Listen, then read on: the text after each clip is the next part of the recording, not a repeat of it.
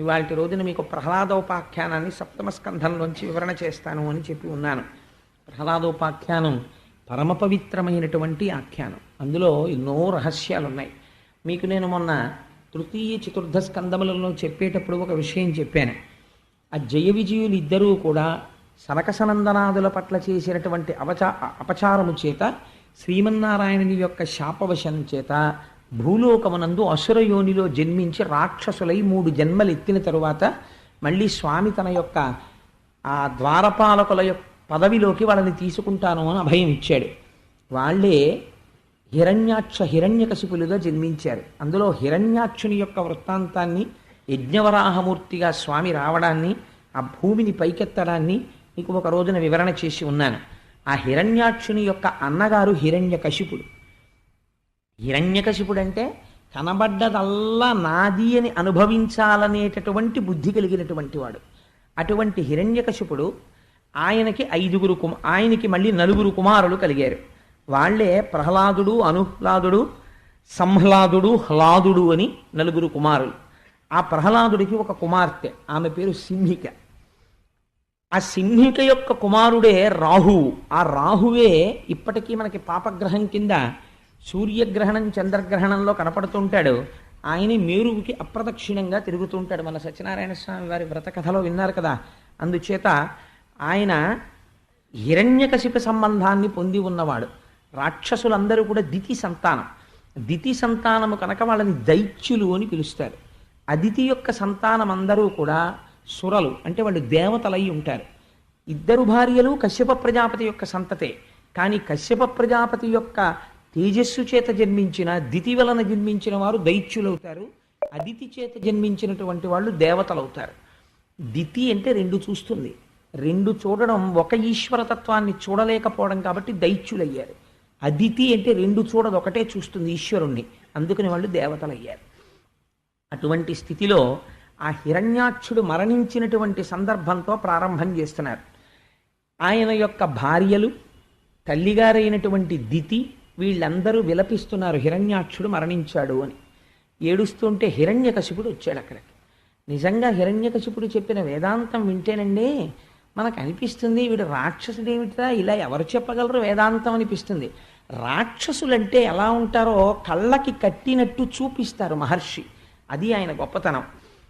ఆయన అన్నాడు, ఏడుస్తున్న భార్యల్ని తల్లిని చూసి, నీరాగార నివిష్టపాంధుల క్రియన్ సంసార సంచారుల్ ఒత్తురు కూడి విత్తురు సదా సంగంబులేదొక్కచో శూరుల్పోగిడి త్రోవపోజను భవత్సూ నుండు తల్లి మహాశూరుండాతడు తద్వియోగమునకున్ విలపింప నీకేటికిన్ అని అడిగాడు. ఎంత చిత్రమైన మాట చూడండి. నీరాగార నివిష్టపాంధుల క్రియన్ సంసార సంచారుల్ ఒత్తురు కూడి విత్తురు సదా సంగంబులేదొక్కచో. ఎందుకమ్మా అలా ఏడుస్తావు అని మరదల్ని చూసి అంటున్నాడు. ఈ సంసారములో ఉండేటటువంటి వారి యొక్క స్థితి ఎలా ఉంటుందంటే, మంచి వేసవి కాలంలో బాటసారులు నడిచి వెళ్ళిపోతుంటే ఎక్కడ చలివేంద్రం ఉంటుంది. అందులో చక్కటి కుండలు పెట్టి చల్లటి నీళ్ళు ఇస్తుంటారు. 4 గ్లాసులు పెడతారు, ఒక మనిషిని పెడతారు ఆ నీళ్లు పాడు చేయకుండా. అలా వెళ్ళిపోతున్నవారు ఆ ఎండ చేత తప్తమై ఒకసారి ఆ చలివేంద్రంలో కలుసుకుంటారు. అందరూ ఎందుకు కలుసుకున్నారు? అందరికీ దాహం ఉంది కాబట్టి కలుసుకున్నారు. అందరూ తలో గుక్కెడి నీళ్లు తాగుతారు. మీరు ఎట్టెడుతున్నారండి అంటారు. ఏదో కాసేపు సమయం నడవాలి కాబట్టి ఎండ, మళ్ళీ బయటికి వెళ్ళే లోపల ఒక్క 5 నిమిషాలు ఆ తలకు కట్టుకున్న పాగా విప్పేసి దాన్ని దులుపుకుని 1 నిమిషం ఆ అరుగు మీద కూర్చుని, అమ్మయ్యా కాసి నీళ్లు తాగేటప్పటికి ఎంత హాయిగా ఉందో ప్రాణమని, అయ్యా మీరు ఎక్కడికి వెళ్తున్నారంటారు. నేను ఇలా పిఠాపురం వెళ్తున్నానండి అంటాడు ఒక ఆయన. ఆయన్ని అడుగుతాడు, మీరు ఎక్కడికి వెళ్తున్నారు అని అడుగుతాడు. నేను ఇలా ఇటువైపు రాజమండ్రి వెళ్తున్నానండి అంటాడు. అంటే ఈయనో దిక్కెడుతున్నాడు. ఇంకో ఆయన అడుగుతాడు, ఆయన జగ్గంపేట వెళ్తున్నానంటాడు. ఇంకో ఆయన అడుగుతాడు, అబ్బాయి నేను సముద్రం తోటకు పోతున్నానంటాడు. 4 దిక్కులు ఎందుకు కనుక్కోవడం అంటే, ఒకరితో ఒకరి యొక్క అనుబంధం ఎంతవరకు అంటే కాసేపు అక్కడ విశ్రాంతి తీసుకునే వరకు. ఆ తర్వాత ఏం చేస్తారు? 4 కలిసి మంచినీళ్ళు తాగామండి, బాగుండదు, నేను పిఠాపురం ఏంటి, ఇలా రాజమండ్రియే పోతాను, ఈయనతో అనేం వెళ్ళాడు, ఆయన అలా పోతాడు, ఈయన ఇలా పోతాడు. అలా అమ్మా ఈ సంసారములో ఉండేటటువంటి వారు ఏమిటో తెలుసా? ఎవరు ఎక్కడి నుంచి వస్తారో అసలు ఒకరికొకరే తెలియదు. నిజమే కదండి. నా భార్య నాకేం తెలుసు? ఆ తర్వాత ఎప్పుడో నాకు 25 ఏళ్ళు వచ్చిన తర్వాత నా భార్య ప్రవేశించింది జీవితంలోకి. ఆ తర్వాత నా పిల్లలు నాకే తెలియరు. ఆ తర్వాత వాళ్ళు పుట్టుకొచ్చారు. అందుచేత కాతే కాంత కస్తే పుత్ర సంసారోయమతీవ విచిత్ర కశ్యత్వం కక్కుతయాయాత తత్వం చింతియ తదీయభ్రాత అంటారు శంకర భగవత్పాదులు భజగోవిందంలో. ఒక్కసారి ఆలోచించు, ఎవరు నువ్వు, ఎక్కడి నుంచి వచ్చావు, నీ భార్య ఎవరు, నీ పిల్లలు ఎవరంటారు. అలా నీరాగార నివిష్ట పంధుల క్రియం సంసార సంచారులు ఒత్తురు కూడి విత్తురు సదా సంగంబు లేదొక్కచో. అలా ఎవరితోనూ అనుబంధాలు ఉండవు. ఇక్కడ భర్తనంటాడు, శరీరం వదిలేస్తాడు. మళ్ళీ వచ్చే జన్మలో ఆరదవుతాడు, ఎవరికో భార్య అవుతాడు. అక్కడ శరీరం వదిలిపెడతాడు, ఇంకో లోకానికి ఎడతాడు, ఓ కుక్క అవుతాడు, అక్కడ తిరుగుతాడు. ఎన్ని అనుబంధాలు, ఎంతమందికి బిడ్డలో, ఎంతమందికి అన్నదమ్ముడో, ఎంతమందికి అక్క చెల్లెళ్ళో. అటువంటిదమ్మా ఎవరు మాత్రం శాశ్వతం అమ్మా, అందరూ వెళ్ళిపోతారు. ఏమిటి ఉండిపోయినట్టు ఏడుస్తావు ఎందుకు? కానీ నేను ఒక విషయం చెప్పనా అమ్మా, నీ కడుపున పుట్టినందుకు హిరణ్యాక్షుడు లాంటి కొడుకు ఉండడు. ఎందుకో తెలుసా? శూరుల్ పోజడి త్రోవ పోజను భవత్సూనుండు తల్లి తద్వియోగమునకున్ విలపింప నీకేటికిన్. ఆయన వెళ్ళిన త్రోవ ఎటువంటిదో తెలుసా? మహాశూరులైనటువంటి వారు ఎటువైపుకు పెడతారో అలా వెళ్ళాడు. సాక్షాత్తు శ్రీమన్నారాయణుడితో యుద్ధం చేశాడు, వీరమరణం పొందాడు, ఉత్తమ లోకాల వైపుకు వెళ్ళిపోయాడు. అటువంటి వాడి కోసం ఏడుస్తారమ్మా, ఏడవకూడదు అని ఒక చిత్రమైన విషయం చెప్పాడు. పూర్వకాలంలో సుయజ్ఞుడనబడేటటువంటి రాజు చాలా కాలం ప్రజల్ని పరిపాలించి అనేక మంది భార్యలు ఉండగా హఠాత్తుగా ఒకనాడు మరణించాడు. ఆ భార్యలు పుత్రులు అందరూ విలపిస్తున్నారు. యమధర్మరాజు గారు చూసి చాలా ఆశ్చర్యపోయాడు. ఆ ఏడుస్తున్న వాళ్ళందరినీ చూసి ఆయన గబగబా ఒక విప్రకుమారుడు, అంటే ఒక బ్రాహ్మణుడి యొక్క కుమారుని యొక్క వేషంలో అక్కడికి వచ్చాడు. వచ్చి ఒక మాట చెప్పాడు. ఏమయ్యా మీ అందరూ ఎందుకు ఏడుస్తున్నారు ఇక్కడ? మచ్చిక వీరికెల్ల బహుమాత్రము చోద్యము దేహి పుట్టుచున్ చచ్చుతనుండ చూచెదరు తా చావకమానిడు వారి భంగి ఈ చచ్చిన వానికెచ్చెదరు ఇదెక్కడి చోద్యము ఎచ్చట నుండి పుట్టెనచ్చటికి పోవుట నైజము ప్రాణికోటికి. ఎంత గొప్ప పద్యం అండి, ఎంత వేదాంతం చెప్పాడండి హిరణ్యకశిపుడు. వాడి చూస్తే ఏమీ తెలియని వాళ్ళే ఉంటాడు, రాక్షసుడు. ఒకళ్ళకి చెప్పడానికి మాత్రం పరోపదేశ వేళాయాం సర్వే వ్యాసపరాశరాహ, ఇంకొకటికి చెప్పమంటే ప్రతివాడు వ్యాసుడు పరాశరుడే. తన దగ్గరికి వచ్చి అనుష్ఠానం చేయవలసి వచ్చేటప్పటికే కష్టంగా ఉంటుంది. అందుచేత మచ్చిక వీరికెల్ల బహుమాత్రము చోద్యము దేహి పుట్టుచున్ చచ్చుతునుండ చూచెదరు. యమధర్మరాజు గారు బ్రాహ్మణ కుమారుడి రూపంలో ఆ చనిపోయినటువంటి సుయజ్ఞుడి యొక్క భార్యా బిడ్డలతో చెప్పాడని హిరణ్యకశిపుడు చెప్తున్నాడు. ఏమిటర్రా మీ అందరిలా ఏడుస్తున్నారు? నాకు చాలా ఆశ్చర్యంగా ఉంది. ఈ చచ్చిన వానికి చెదరు చావున కొల్లక తాగవచ్చునే. సావు తప్పించుకుని దాక్కున్నవాడు ఎవడైనా ఉంటే, ఏమండి ఫలానా వాడు దాక్కుని బతికిపోయాడండి, మేము చచ్చిపోయామండి అని ఏడవచ్చు. ఒక్కళ్ళేడే, అందరూ వెళ్ళిపోయారు. అందరూ వెళ్ళిపోయిన తర్వాత వెళ్ళిపోవడం అన్నది అలవాటు ఈ ప్రపంచానికి. ఆఫీస్కి వెడతాం, మహా అయితే పోనీ పని ఉండిపోతే ఓ గంట పని చేస్తామేమో, రాత్రి 9:30 10 అయిపోతుంది. ఏం చేస్తాం? ఎక్కడ నుండి వచ్చామో అక్కడికి వెళ్ళిపోతాం, ఇంట్లోంచి వచ్చాం ఇంటికి వెళ్ళిపోతాం మళ్ళీ. అలా మనం అందరం ఎక్కడ నుండి పుట్టితే అక్కడికి పోవుట నైజము ప్రాణికోటికి. మనం పుట్టామంటే ఎక్కడి నుంచో బయలుదేరి అమ్మ కడుపులోకి వచ్చి అమ్మ కడుపులోంచి బయటికి వచ్చాం. ఎక్కడి నుంచి వచ్చామో అక్కడికి వెళ్ళిపోవద్దు మహాప్రస్థానంలోనూ. అందుకని వెళ్ళిపోతారు. వీళ్ళెవ్వరూ వెళ్ళని వాళ్ళలా, వాడొక్కడే వెళ్ళిపోయిన వాళ్ళే. వీళ్ళందరూ వాడి కోసం ఏడుస్తారు ఏమిటన్నాడు యమధర్మరాజు గారు. అంటే ఆయన ప్రొఫెషన్ అటువంటిది. ఆయన రోజు ఇదే చూస్తుంటాడు. ఆశ్చర్యంగా ఉంటుంది. కష్టపడి కూతుర్ని కని పెంచి పెద్ద చేసినటువంటి తండ్రి కన్యాదానం చెయ్యలేక బెంగ పెట్టుకుని అప్పగింతలనాడు కళ్ళమ్మటి నీళ్ళెట్టుకుని ఉత్తరీయంతో కళ్ళు తుడుచుకుని కన్యాదానం చేసేస్తాడు. చేసేసిన తర్వాత మొట్టమొదటి పురిటికి అత్తింటి వారు పుట్టింటికి పంపిస్తారు. ఇంకక్కడి నుంచి తండ్రి గారు గబుక్కుని ఏం అవసరం అవుతుందో అని ఒక ట్యాక్సీ వాడిని మాట్లాడుంచుకుంటాడు. ఓ కారున్న స్నేహితుడికి ఫోన్ నెంబరు సెల్ నెంబరు తీసుకుంటాడు. ఏమో ఎప్పుడైనా అవసరమైతే గబుక్కుని ఫోన్ చేస్తాను, నువ్వు రావాలి సుమా హాస్పిటల్కి తీసుకెళ్ళడానికని. 24 hours ఉండే డాక్టర్ సర్వీస్ ఉన్న హాస్పిటల్ చూసుకుంటాడు. ఇన్ని సిద్ధం చేసుకుంటాడు. ఎందుకని? తన కూతురు పురిటి కోసం. ఆ డాక్టర్ల దగ్గర పనిచేసేటటువంటి నర్సులతోటి వాళ్ళతోటి కొంచెం వాళ్ళతో పరిచయం పెంచుకుంటాడు. ఇన్ని చేసి ఆ కూతురికి నొప్పులు వస్తుంటే గబగబా 2 రూపాయలు తీసుకెళ్లి విఘ్నేశ్వరుడికి మీదు కట్టి, స్వామి నా కూతురికి ప్రశాంతంగా ప్రసవమై హాయిగా బిడ్డతో ఇంటికి రావాలని కోరుకుని కారెక్కించుకుని తను ఎంతో ఆదుర్దా పడుతూ తీసుకెడతారు. అక్కడ నర్సులు ఉంటారు. వాళ్ళు చాలా క్యాజువల్గా నిప్పులు వస్తున్నాయమ్మా పిల్లకి ఓ కుర్చీలో కూర్చోబెడితే వస్తున్నామంటే లోపలికి వెళ్ళి మెల్లిగా ఈయనకి టెన్షన్, ఈవిడ ఏమన్నా నిప్పులు వచ్చేస్తున్నాయి తీసుకురండి అಷ್ಟು ఏం పర్వాలేదు అప్పుడే ఏం వచ్చేవమ్మా అని ఇలా నాడి చూసి వాళ్ళు క్యాజువల్గా అంటే వాళ్ళు నేను అశ్రద్ధం చెప్పట్లేదు. ఎందుకు చెప్తున్నానంటే మాట వాళ్ళకి తెలుసు వాళ్ళు ఎన్ని పురుగులు పోశారో, అందుకని వాళ్ళకి ఏమంత కంగారు ఉండదు, తెలుసు వాళ్ళకి పిలవచ్చు డాక్టర్ గారిని ఒక అరగంట టైం ఉంది అని తెలుసు. మనకి ఆదుర్ద అయ్యో నా కూతురు అన్న భావన, ఆ భావన చేత మనం కంగారు పడతాం. అలా యమధర్మరాజు గారు రోజు ఇదే పనిగా చూస్తున్నాడు. ఏడిచిన వాళ్ళందరూ వెళ్ళిపోవడం ఎంతమందిని చూశాడో.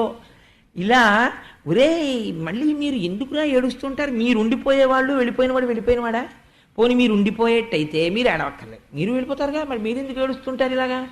ఎంత చిత్రమైన ప్రశ్న వేశాడో చూడండి. ఈ పద్యం నిజంగా మనసులో నాటుకుందనుకోండి చాలా వేదాంతం వచ్చేసినట్టే. ఎంత గమ్మత్తైన ప్రశ్న చూడండి. మచ్చిక వీరికెల్ల బహుమాత్రము చోద్యము దేహి పుట్టుచున్ చచ్చుచునుండ చూచెదరు తా చావకమానెడు వారి భంగి ఈ చచ్చిన వానికెచ్చెదరు చావున కొల్లక దాగవచ్చునే ఎచ్చట నుండి పుట్టెనచ్చటికి పోవుట నైజము ప్రాణికోటికి. ఎక్కడి నుంచి వచ్చారో అక్కడికి వెళ్ళిపోతారు. కానీ చిత్రం ఏమిటంటే ఎవడి మా నాన్న వాడే. పక్కింట్లో దొంగలు పడ్డారంటే తన ఇల్లు 1000 తాళాలు వేస్తాడు. వెనక సందులో దొంగలు పడ్డారంటే ఈ ఇంట్లో వాచ్మెన్ ఎలర్ట్గా ఉండని 10 మాటలు చెప్తాడు. ఇన్ని చేస్తాడు కానీ తన తండ్రికి తద్దినం పెడుతున్నాడు, తన తల్లికి తద్దినం పెడుతున్నాడు. కాబట్టి వాళ్ళు వెళ్ళిపోయారు. కాబట్టి తను వెళ్ళిపోతానని ఒక్కనాటికి అంగీకరించాడు. ఏమంటాడంటే వాళ్ళకి తెలివి తక్కువ వాళ్ళని వెళ్ళిపోయారు, నేను ఎందుకు వెళ్తానంటాడు. ఈ మాయ లేదనుకోండి ఏ బ్రహ్మజ్ఞానులు అయిపోయినట్టే ప్రతివాడును. ఎవడికి వాడు నేను శాశ్వతమో అన్న భావనలో ఉంటాడు. ఆయన అన్నాడు హిరణ్యకశిపుడు, అమ్మా యథార్థమునకు ఎవ్వరు ఉండరు, ఇదొక భ్రాంతి, నేను ఉండిపోతానని ప్రతివాడు అనుకుంటాడు. కానీ ఒకడు ఉన్నాడమ్మా, వాడి కంటికి కనపడడు, వాడు ఇదంతా సృష్టిస్తాడు, వాడు ఇదంతా నడుపుతాడు, వాడు ఇదంతా తనలోకి తీసుకుంటాడు. ఎవ్వడు సృజించు ప్రాణుల ఎవ్వడు రక్షించి త్రుంచు ఎవ్వడు అనంతుండెవ్వడు విభుడెవ్వడు వాడివ్విధమున మనుచు బెనుచు హేవారతుడై. ఎంత గొప్ప విషయం చెప్పాడండి. ఎవ్వడు సృజించు ప్రాణుల, ఒక ఆయన ఉన్నాడమ్మా, ఆయనే ఈ ప్రాణుల్ని సృష్టిస్తూ ఉంటాడు. ఎవ్వడు సృజించు ప్రాణుల ఎవ్వడు రక్షించి త్రుంచు ఎవ్వడు అనంతుండెవ్వడు విభుడెవ్వడు వాడివ్విధమున మనుచు బెనుచు. వాడు ఆయన స్థితికారకుడై అందరినీ పోషిస్తాడు. ఆయనే అంచమునందు ప్రళయం చేసి ఏమీ తెలియని వాళ్ళ మర్రాకు మీద పడుకుని బొటనవేలు నోట్లో పెట్టుకు చీకుతూ పడుకుని ఉంటాడు వటపత్రశాయి. అలా ఒకడు ఉన్నాడమ్మా, వాడమ్మా శాశ్వతుడు. ఈ శరీరముతో ఉన్నటువంటి వాడు తెలుసుకోవలసిందంటూ ప్రపంచంలో ఏదైనా ఉంటే వాణ్ణి తెలుసుకోవడానికి ప్రయత్నం చెయ్యాలి, వాడిలో కలిసిపోవడానికి ప్రయత్నం చెయ్యాలి. అంతేకాని వాడిపోయాడు వీడిపోయాడని ఏడుస్తూ కూర్చోవడం, అరిషడ్వర్గాలకి లొంగిపోవడం, కామక్రోధాలతో కొట్టుకోవడం, నేను నాది అనడం, ఇది కాదమ్మా గొప్ప. ఎవరుండిపోతారు? వెళ్ళిపోయిన వాడా మహాశూరుండాతడు. మహాశూరుడై శ్రీమన్నారాయణుడితో యుద్ధం చేసి వీరమరణం పొందాడు. నువ్వు ఎందుకమ్మా ఏడుస్తావు? తద్వియోగమునకొన్ విలపింప నీకేటికి, దేనికి ఏడుస్తున్నారు మీరు అని అడిగాడు. అడిగి ఒక కథ చెప్పాడు. మీకు తెలుసా? మీకు ఒక కథ చెప్తాను, యమధర్మరాజు గారు చెప్పిన కథ. ఒక పూర్వకాలంలో ఒక చెట్టు మీద 2 పక్షులు ఉండేవి గూట్లో, ఒక మగపక్షి ఒక ఆడపక్షి. ఒక బోయవాడు అటుగా వెళ్ళిపోతూ కూలాడుకుంటూ మాట్లాడుకుంటున్న మగపక్షి ఆడపక్షి వీటి వెనకాతల గూట్లో కూర్చున్న చిన్న చిన్న పక్షి పిల్లల్ని చూశాడు.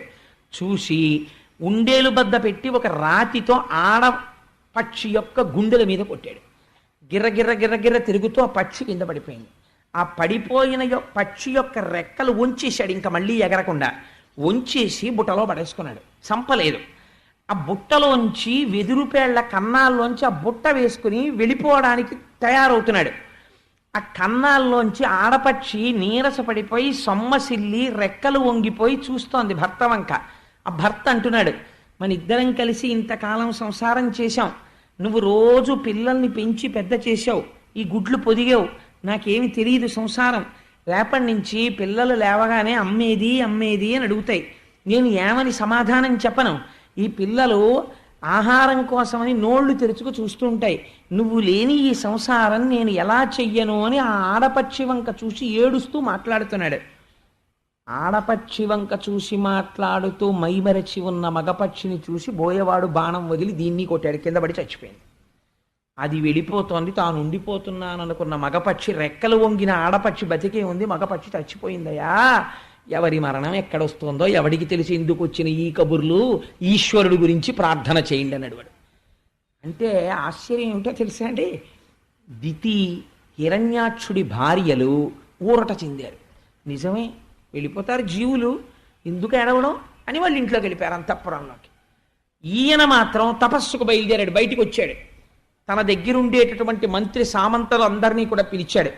శ్రీమన్నారాయణుడంతటి దొండగీడు ప్రపంచంలో ఇంకొకడు ఉన్నాడు.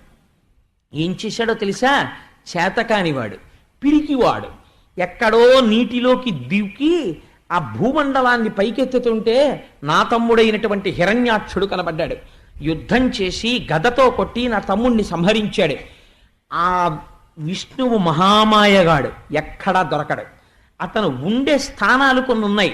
చెట్టుకి మొదలు కాల్చేస్తే పైన ఉన్నటువంటి పల్లవములు శాఖలు తమంత తాము మాడిపోతాయి.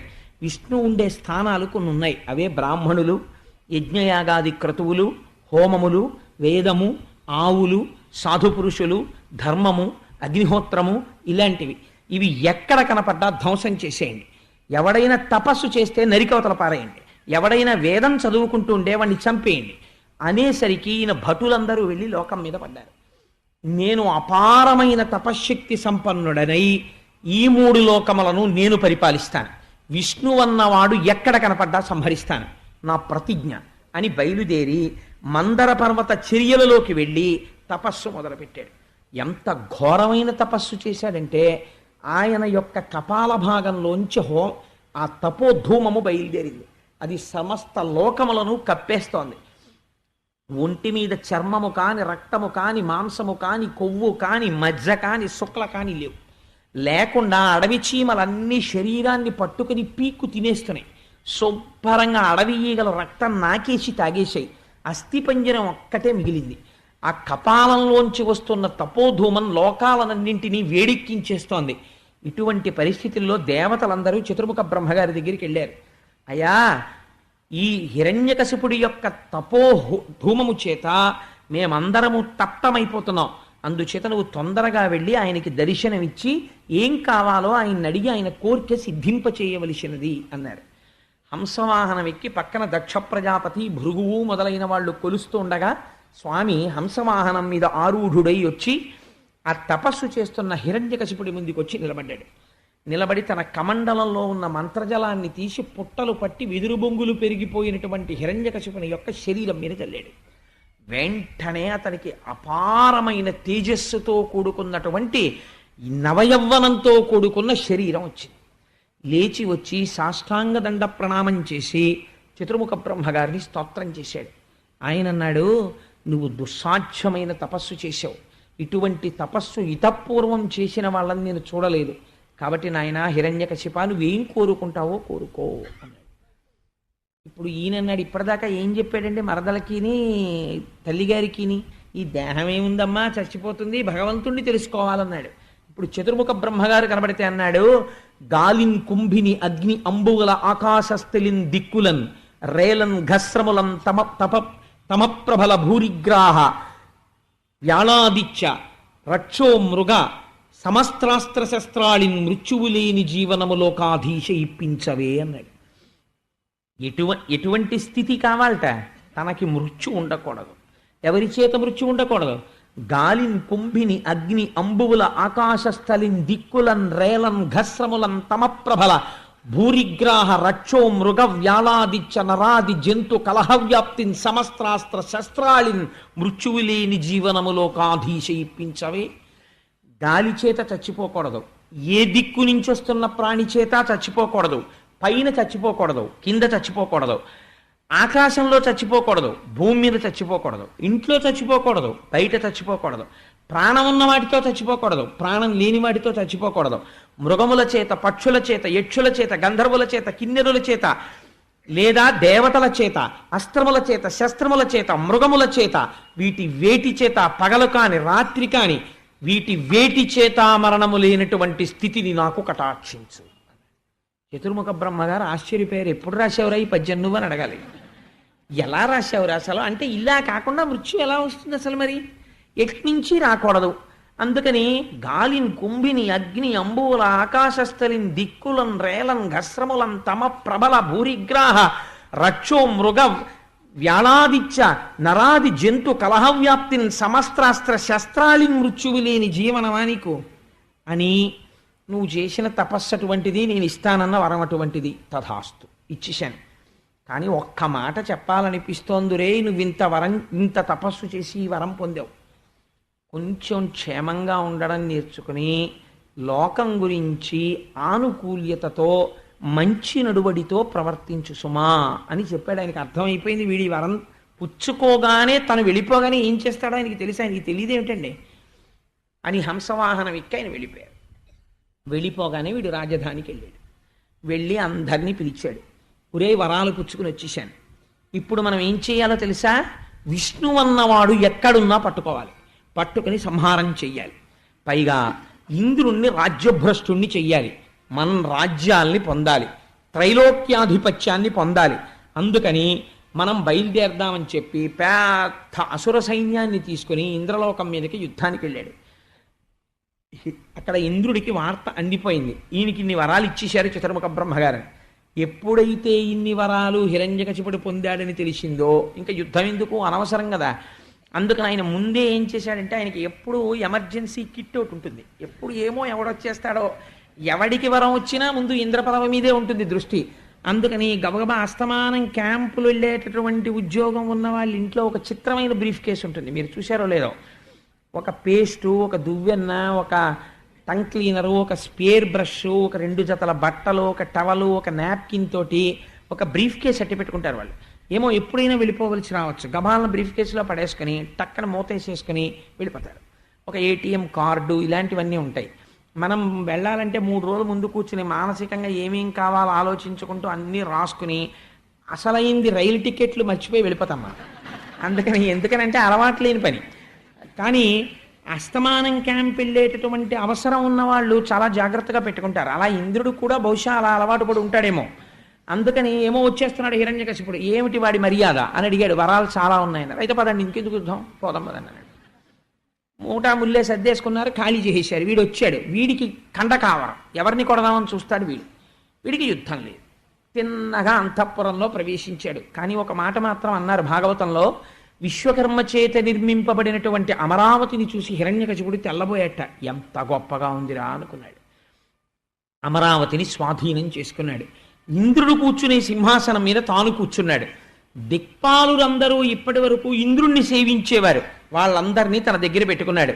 ఎంత చిత్రమైన పని చేశాడో తెలుసా అండి, భాగవతం చదివితే ఆశ్చర్యపోతాం. దేవతలందరినీ కూడా రాక్షసుల పహరా చెప్తుండేవారు. ఏయ్ హిరణ్యకశిపుడు రేపు పొద్దున్న బయలుదేరి పిఠాపురం, గొల్లప్రోలు, అనపర్తి, అన్నవరం మీదుగా విశాఖపట్నం వెడుతున్నాడు. సూర్యుడా రేపు నువ్వు అటువైపుకు ప్రకాశించకూడదు, మేఘాలు వెళ్ళండి, ఆయన అడ్డండి, అటువైపు ప్రకాశించకండి అంటే ఆయన మందమైనటువంటి వెలుతురుతో ఉండాలి. వాయువు చాలా ఆనుకూల్యంతో మెల్లగా వీయాలి. అగ్నిహోత్రుడు ఆయన ఇలా వండేసుకోవాలనుకుంటే గబగబా తన శక్తి అంతా పెట్టి వండేయాలి. అంటే ఆ ఇంటి పాచకుడు, వంటవాడు అనమాట. అలా వాడుకున్నాడు అష్టదిక్పాలకుల్ని. ఆశ్చర్యం ఏమిటో తెలుసా అండి, వాళ్ళు శాసించారు రాక్షసులు. పన్నగములారా మీరు బుస కొట్టకూడదు, ప్రభువు పడుకున్నాడు అంటే పన్నగములు బుస కొట్టకూడదు, పడగలు దించేసుకుని ఉండాలి. సిద్ధులారా మీరు ఇప్పుడు చప్పుడు చేయకూడదు అంటే వాళ్ళు అలా ఉండాలి. ఆయన సింహాసనం మీద కూర్చుని ఎప్పుడు ఏ ఆర్డర్ వేస్తాడో తెలియదు. ఇంద్రుడు కూడా ఇలా చేతులు కట్టుకుని నిలబడి ఉండేవాడు. తన సంస్థానంలో తానే ఒక పరిచారికుడి కింద ఉండేవాడు. ఉద్యానవనంలో లీలావతితో విహరిస్తూ వాళ్ళు వీళ్ళు పాటలు పాడితే కుదరదు. ఒక శాడిస్టిక్ మెంటాలిటీ అని ఒకటి ఉంటుంది ప్రపంచంలో. అది ఎంత విచిత్రంగా ఉంటుందంటే, నారదుడు తుంబురుడు ఎప్పుడు శ్రీమన్నారాయణుడి మీద కీర్తనలు చేస్తుంటారు వీణ మీద. అందుకని వాళ్ళిద్దరినీ పిలిచి, మేమిద్దరం నందనవనంలో విహరిస్తుంటాం, మీరు ఈ చెట్లు చాట్ల కూర్చుని పాటలు పాడండి అనేవాడు. ఎవరి మీద? శ్రీహరి మీద పాడితే వాడు ఒప్పుకోడు. ఆహా హిరణ్యకశిప అని వీడి మీద పాడుతుండాలి. పాడుతుంటే వీడు ఉద్యానవనంలో విహరిస్తుంటాడు. ఎంత చిత్రమైన స్థితికి వెళ్ళాడో, ఎంత శాసనం చేశాడో చూడండి. అసలు యజ్ఞయాగాది క్రతువులు లేనే లేవు. హవిస్సులన్నీ హిరణ్యకశిపుడికే. ఎక్కడైనా యజ్ఞం చేసినా యాగం చేసినా ఒకటే మంత్రం, నేర్చుకోవడం చాలా తేలిక ఆ రోజుల్లో. ఏమిటంటే హిరణ్యకశిపాయ స్వాహ, అంతే. అన్నీ హిరణ్యకశిపుడికి. మొత్తం వాడే బుచ్చేసుకుంటాడు, వాడే తినేస్తాడు, అన్నీ వాడివి. వాడివిగా అనుభవించేవాడెవడో వాడే హిరణ్యకశిపుడు. కశిప్ అంటే మంచం, అనుభవైక వైద్యం, అన్నీ వాడే అనుభవంలో ఉంటాడు తప్ప ఇంకొకటి అనుభవించడాన్ని వాడు ఒప్పుకోడు. ఈ స్థితిలో భయంకరమైనటువంటి పరిపాలన సాగిస్తున్నాడు. ఇప్పుడు దేవతలందరూ చాలా రహస్యమైనటువంటి సమావేశం ఒకటి పెట్టుకున్నారు. అసలు అది పెట్టుకోవడమే చాలా కష్టం. ఎందుచేత, వీడికి తెలిసిందనుకోండి ప్రాణాలు లెక్క తీసేస్తాడు. అందుకని చాలా కాన్ఫిడెన్షియల్గా సైగ చేసుకుని రేపటి రోజున ఇన్ని గంటల ఇన్ని నిమిషాలకి మనం ఫలానా చోట కలుసుకోవాలి. అందులో ప్రమత్తత ఎక్కువ, గబుక్కుని జ్ఞాపకం ఉండదు, అనుమానమా ఎక్కువ. ఆదివారం నాడు పూజ అంటే పొద్దున్న సాయంకాలమా, పోనీ సాయంకాలం పూజ అంటే ప్రవచనం ఉంటుందా ఉండదా, ఎన్ని అనుమానాలు. ఒకవేళ ఉంటే 9:30 అయిపోతుందా? అందుకని ఉండదండి, అంతసేపు ఉండదు. మిమ్మల్ని ఎలా ఉంచుతారు అంతసేపు? కాబట్టి 9:00కో 8:30కో పంపించేస్తారు. కాబట్టి లఘువైన ప్రవచనం ఉంటుంది. ఇలా ఇన్ని అనుమానాలు వస్తాయే, మరి అటువంటిది అంటే వాళ్ళకి ఎన్ని అనుమానాలు రావాలి? అంత సైగ చేసుకుని, అంటే ఇది మీరు దేనికి గమనించాలని నేను చెప్తున్నానంటే, యూ షుడ్ విజువలైజ్ ఆయన పరిపాలన ఎలా ఉండేదో చూడండి. ఇంద్రుడు మీటింగ్ పెట్టడానికి, సమావేశం పెట్టడానికి హడిలిపోతున్నాడు. ఊరే ఎవరిని పడితే వాళ్ళని పిలవకండి, కాస్త కడుపులో రహస్యం దాచుకోగలిగిన వాడినే పిలవండి అన్నారు. అందరూ కలిసి సమావేశం పెట్టారు. సమావేశం పెట్టి ఈ కష్టాలు ఎలా తీరుతాయిరా అంటే, ఎవడి కష్టం వాడు చెప్పుకున్నాడు.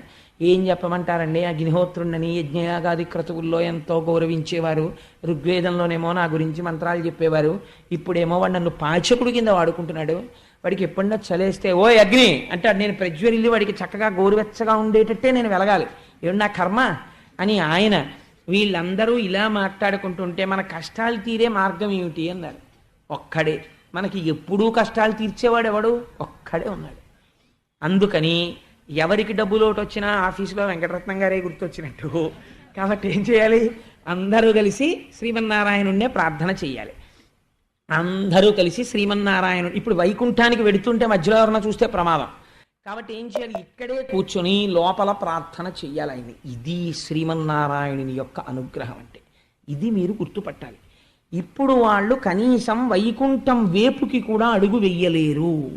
ఇటువంటి వాళ్ళు కష్టంతో ఎక్కడున్నారో అక్కడే కూర్చుని ప్రార్థన చేస్తున్నారు. అక్కడికి తానొచ్చి పలకాలి, పలికి వాళ్ళకి ఊరట కల్పించాలి. ఇది స్వామి యొక్క అనుగ్రహం అంటే. వాళ్ళు అంతర్ముఖులై, స్వామి మా కష్టాలని తీర్చగలిగినటువంటి పరబ్రహ్మము నువ్వే, మమ్మల్ని ఎలా అనుగ్రహిస్తావు అని ప్రార్థన చేస్తున్నారు. మీరు నేను సభాముఖంగా చెప్పాను అని అనుకోకపోతే మీకు ఒక గొప్ప రహస్యం చెప్తాను. నేను ఒకనాడు ఒక కామ్యార్థినై, నాకు జీవితంలో ఒక చాలా గొప్ప ప్రమాదం ఒకటి వచ్చింది, ఒక గొప్ప సంకట స్థితిని పొందాను ఒకానొక నాడు. అంటే అది నా కొడుకుకి జరిగినటువంటి ఒక యాక్సిడెంట్ రూపంలో పొందాను నేను. పొందితే అప్పుడు వాడికి చాలా ప్రమాదకరమైన విషయం జరిగితే వాడు స్వస్థితిని పొందితే, ఒకసారి నా కూతురు విషయంలో ప్రయోగం చేసి సక్సెస్ అయ్యాను. అందుకని సత్యనారాయణ మళ్ళీ నేను నడిచి నీ కొండకొస్తాను అన్నాను. కానీ ఈ ప్రవచనాలు లేకపోతే ఆఫీసు హడావిడిలో జ్ఞాపకంలో ఉంది వెళ్ళాలని, కానీ ఆలస్యం అయిపోతుంది. మార్చి వచ్చేసింది, ఎండలు ఎక్కువైపోతున్నాయి. సరే మనం బయలుదేరిపోవాలని ఒకరోజు బయలుదేరిపోయాను. ఆ పాదయాత్ర బయలుదేరి నడిచి వెళ్ళిపోయాను. నడిచి వెళ్ళిపోయి సాయంకాలం 6:30 అయింది. కొండ దగ్గరికి వెళ్ళేటప్పటికి ఎవ్వరు లేరు, ఒక్కడనే భాగవతం పారాయణ చేసుకుంటూ వెళ్ళిపోయాను. ఈశ్వరుడే నా కొడుకుని రక్షించేటప్పుడు ఆ కొండెక్కేసి స్వామి దర్శనం చేసుకోవడానికని లైన్లో వెళ్ళి నించున్నాను. నించుంటే అప్పటి వరకు నడిస్తే అడుగు తీసి అడుగు వెయ్యగలిగేవాడిని. కానీ ఎప్పుడైతే నించున్నానో ఎదురు వాళ్ళు నడిస్తే కాలు లేచేది కాదు, క్యూలో అడుగు తీసి అడుగు వేయడానికి. ఎవరో ఒక ఆయన గబగబా వచ్చి అన్నాడు, మాస్టర్ మీరు ఏమిటండి క్యూ నడిచేస్తుంటే మీరు అలా నడుస్తారేమిటి, ఓపిక ఉన్నవారే కదా, అంత మనిషి ఉన్నారు, అడుగేయిద్దా అన్నాడు. నేను అన్నాను, అయ్యా లేదండి, నేను ఒక కామ్యం కోసం మొక్కుకుని నేను కాకినాడ నుంచి తెల్లవారుజామున బయలుదేరి పాదయాత్రలో వచ్చాను, కాళ్ళు పట్టేసేయండి, అడుగు పట్టలేదు, అందుకని నిలబడిపోతున్నాను అన్నాడు. ఆయన ఎవరో నాకు తెలియదు. ఆయన వెంటనే ఒకరిని పిలిచి తాళాలు తీ అన్నాడు. వారు గబగబా తాళాలు తీసేశారు. మాస్టారు మీరు నా వెనకాతలు రండి అన్నాడు. అని చేయి పట్టుకుని నేను ఆయన అయ్యా మీరెవరు అని అడుగుదామంటే కుదరట్లేదు. అడుగులు వేసుకుంటూ తీసుకెళ్ళి తిన్నగా సత్యనారాయణ స్వామి వారి అంతరాలయంలోకి తీసుకెళ్ళి వీరి గోత్రనామాలతో పూజ చేయండి అన్నాడు. వాళ్ళు గోత్రనామాలతో పూజ చేసి నాకు ప్రసాదం ఇచ్చారు. ఆ పువ్వులు అవి నిర్మాల్యం ఇచ్చారు. తీసుకుని నేను దిగలేక దిగలేక మెట్లు దిగుతున్నాను అదేంటి స్వామివారి యొక్క ఆ కింద యంత్రాలయం దగ్గరికి. ఆయన మళ్ళీ వచ్చి లోపలికి ఈయన్ని లోపలికి పంపండి అన్నారు. అంటే వాళ్ళు పంపించేశారు. ప్రదక్షిణం చేసిరండి మాస్టారు అన్నాడు. చేసేసి వచ్చేసాను. మళ్ళీ చెయ్యట్టుకుని ఆయన కనపడ్డ వాళ్ళందరూ ఆయనకి నమస్కారం సార్ నమస్కారం సార్ అంటున్నారు. ఆయన ఎవరు అడుగుదామంటే నాకు కుదరట్లేదు. ఇలా తీసుకెళ్ళి ఆయన నన్ను ప్రసాదాలు కొనుక్కునే దగ్గరికి వెళ్ళి కూర్చున్నాను. లేచి వెళ్ళి టోకెన్ కొనుక్కుని ప్రసాదం కొనుక్కోవడానికి ఓపిక లేదు. ఆయన అన్నారు, ఏమండి మీరు ప్రసాదం తీసుకోవాలేమో అన్నారు. అవునండి అన్నాను. ఆ డబ్బులు ఇలా ఇవ్వండి నేను తెచ్చి పెడతాను అన్నారు. నేను డబ్బులు ఇచ్చాను. ఆయన ప్రసాదం ప్యాకెట్లు తెచ్చి నాకు ఇచ్చేశారు. మాస్టారు ఒక కప్పు కాఫీ తాగండి అని వెళ్ళి ఓ కప్పు కాఫీ తెచ్చి ఇచ్చారు. కాఫీ తాగాను. తర్వాత ఆయన అన్నారు, ఖచ్చితంగా అదే సమయం నా కొడుకుకి యాక్సిడెంట్ అయినప్పుడు ఏ మంత్రం వినపడిందో నేను ఏ మంత్రం గురించి వ్యాఖ్యానం చేద్దామని హనుమ గురించి నమస్తే వాయోత్తమేవ ప్రత్యక్షం బ్రహ్మాసి అన్న దానిలో వాయుపుత్రుడిగా చెప్దామని మా దొరగారింటికి వెళ్ళా. అప్పుడు జరిగిన యాక్సిడెంట్ అది. అదే మంత్రం అన్నవరంలో వినపడుతుంటే నేను ఆశ్చర్యచకితుడనై ఇలా చూస్తున్నాను. నేను ఆయనతో ఒక్క మాట మాట్లాడలా. నేను ఇలా కామ్య సంబంధినై వచ్చాను, కోరిక తీరన్నాను అంతే. ఆయన నా దగ్గరకు వచ్చి నిలబడి అన్నారు, మాస్టారు మీరు ఎప్పుడైనా సరే ఆపద వచ్చినప్పుడు ఇక్కడ శుద్ధితో ఈశ్వరుడున్నాడు అని నమ్మి మీరు అడిగితే మా స్వామి ప్రభావం ఈ యంత్రాలయంలోంచి ఎక్కడికైనా వినపడుతుంది. ఈ బ్రహ్మాండంలో వినబడి మిమ్మల్ని ఆదుకోగలడు. మీరు ఆదుకోగలరు కాబట్టే ఏ మంత్రం గురించి మీరు వెళ్ళారో ఆ మంత్రం వినపడుతుండగా మీరు ఇవాళ ప్రసాదం నా చేత్తో పట్టుకున్నారు. సంతోషం, మీ కార్యం తీరింది కదా అని వెళ్ళిపోయాడు. వెళ్ళిపోతే నేను ఆయన అయ్యా మీరెవరు అని అడుగుదామని ప్రయత్నం చేస్తున్నాను, కాళ్ళు సహకరించట్లేదు. ఈలోగా నేను మెల్లిగా లేచి ఆయన వెళ్ళిపోయాను తీసుకువెళ్ళి అక్కడ కనపడ్డ వాళ్ళని, ఆయన ఎవరండి ఇలా వెళ్ళినా, ఎవరు వెళ్ళారండి అంటాడు. ఎవరు వెళ్ళారంటే నేను ఒక ఆయన ఇప్పుడు నాకు సహాయం చేశారండి, గుళ్ళోకి కూడా తీసుకెళ్లారు, నాకు అర్చన చేయించారు, ఇంకా మళ్ళీ గుళ్ళోకి ఎక్కడానికి కాళ్ళు సహకరించవు. సరే ఇంతలోకే నా భార్య ఫోన్ చేసింది, ఏమండి మీరు పాదయాత్ర వెళ్ళారని ఎవరికి చెప్పొద్దని చెప్పాను నేను. మీరు పాదయాత్రకు వెళ్ళారని తెలిసింది, శివకుర్తి భాస్కరారు అయ్యో ఒకవైపే కదమ్మా మొక్కారైనా రెండో వైపు వారిని నేను కొండ మీదకి వెళ్ళి కారులో తీసుకొచ్చేస్తానని. ఎంత ఆశ్చర్యమో చూడండి. తెలియగానే శివకుర్తి భాస్కరారు కారు వేసుకుని కొండ మీదకి వచ్చి కారు ఎక్కించుకుని తీసుకొచ్చారు. తీసుకొస్తే ఒక గంట కారులో ట్రావెల్ చేసి ఇంటికి వచ్చిన తర్వాత నన్ను ప్రాక్టికల్గా ఎక్కడో ఏదో ఫ్రాక్చర్లు అయిపోయిన వాడిని దింపినట్టు చేతుల కింద చేతులు వేసి దింపి మెట్లెక్కిస్తుంటే సందులో వాళ్ళు ఏమైంది దీనికి ఎలా దిగుతున్నాడు అనుకున్నారు. కానీ అంటే నేను ఎందుకు ఈ విషయం మీకు మనవి చేశానంటే స్వానుభవాలు చెప్పడానికి నేను ఇష్టపడను సభల్లో. అయితే ఇవాళ ఎందుకు చెప్పానో తెలుసా అండి, ఈశ్వరుడు పూజామందిరంలో కూర్చుంటే దొరికేవాడు కాడండి. నారాయణుడు ఎంత కరుణామూర్తి అంటే మీరు ఎక్కడ కూర్చుని ఆర్తితో స్వామి ఉన్నాడు అని నమ్మి మీరు ఆయన్ని పిలిస్తే ఆయన పలికి తీరుతాడు. అలా జరిగి తీరుతుంది. నేను స్వానుభవమును చెప్తున్నాను. నేను ఉట్టినే ఉపన్యాసం చెప్పట్లేదు, ఒక పరమ యథార్థాన్ని మీకు ఆవిష్కరించాను. అందుచేత ఆనాడు దేవతలు వైకుంఠం వైపుకి తిరిగి చూడడానికి దిక్కులేని స్థితిలో ఉన్నారు. హిరణ్యకశిపుడి భయం చేత ఇంద్రాదులు దిక్పాలకులు ఇవాళ ఎంత కష్టంలో ఉన్నారు చూడండి. ఆయన్ని మనసులో తలుచుకుని ప్రార్థన చేశారంతే. ఏమా స్వామికి రావలసిన అవసరం ఏమిటి? ఇక్కడ చేస్తున్నారు ప్రార్థన, పైకి చెయ్యడానికి కూడా వీల్లేదు. కనీసం గజేంద్రుడిలాగా పోని నీరసపడిపోయి ప్రార్థన చేయడానికి కూడా ఓపిక లేని స్థితి, భయంలో ఉన్నారు వాళ్ళు అలా మౌనంగా ప్రార్థన చేస్తే అశరీరవాణి వినపడింది. ఇది స్వామి అనుగ్రహం అంటే. ప్రహ్లాదోపాఖ్యానంలో ఈ ఘట్టం దగ్గర మీరు భక్తితో పూనికని పొందాలి. నా స్వామి నన్ను మాత్రం ఎందుకు రక్షించడు అని. ఆయన అన్నారు, మీరందరూ దేని గురించి బాధపడుతున్నారో నాకు తెలుసు, మీరు నాకేమీ చెప్పక్కర్లేదు, నేను సమస్తము తెలుసున్నవాణ్ణి, నాకు ఎరుక ఉన్నది. హిరణ్యకశిపుడి యొక్క బాధలు మీరు పడలేకపోతున్నారు, కానీ నాకంటూ ఒక నియమం ఉన్నది. వాడు ధర్మము నుంచి వైక్లభ్యమును పొందాలి, బాగా ధర్మం తప్పిపోవాలి, చెయ్యకూడనంత తప్పు చెయ్యాలి. చేసిన తరువాత వాణ్ణి ఎలా సంహరించాలో నాకు తెలుసు. వాడు చెయ్యవలసిన దోషాలు ఎటువంటి దోషాలు చెయ్యాలి? శుద్ధ సాధులందు సురలందు శృతులందు గోవులందు విప్రకోటియందు ధర్మ పదవియందు తవిలి నాయందు వాడెన్నడలుగు నాడే పట్టివధింతు.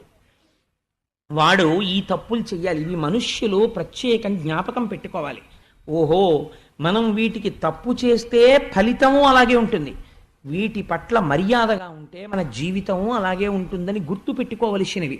నారాయణుడి నోటి వెంట వచ్చిన మాట ఆ రోజున, శుద్ధ సాధులందు భగవంతుణ్ణే నమ్ముకుని ఏ కోరిక లేకుండా ఈశ్వరుణ్ణి నమ్ముకుని తిరుగుతున్న సాధు పురుషుల్ని అధిక్షేపించడం, బాధ పెట్టడం, వాళ్ళ మనస్సుకి క్లేశం కల్పించడం చెయ్యకూడదు.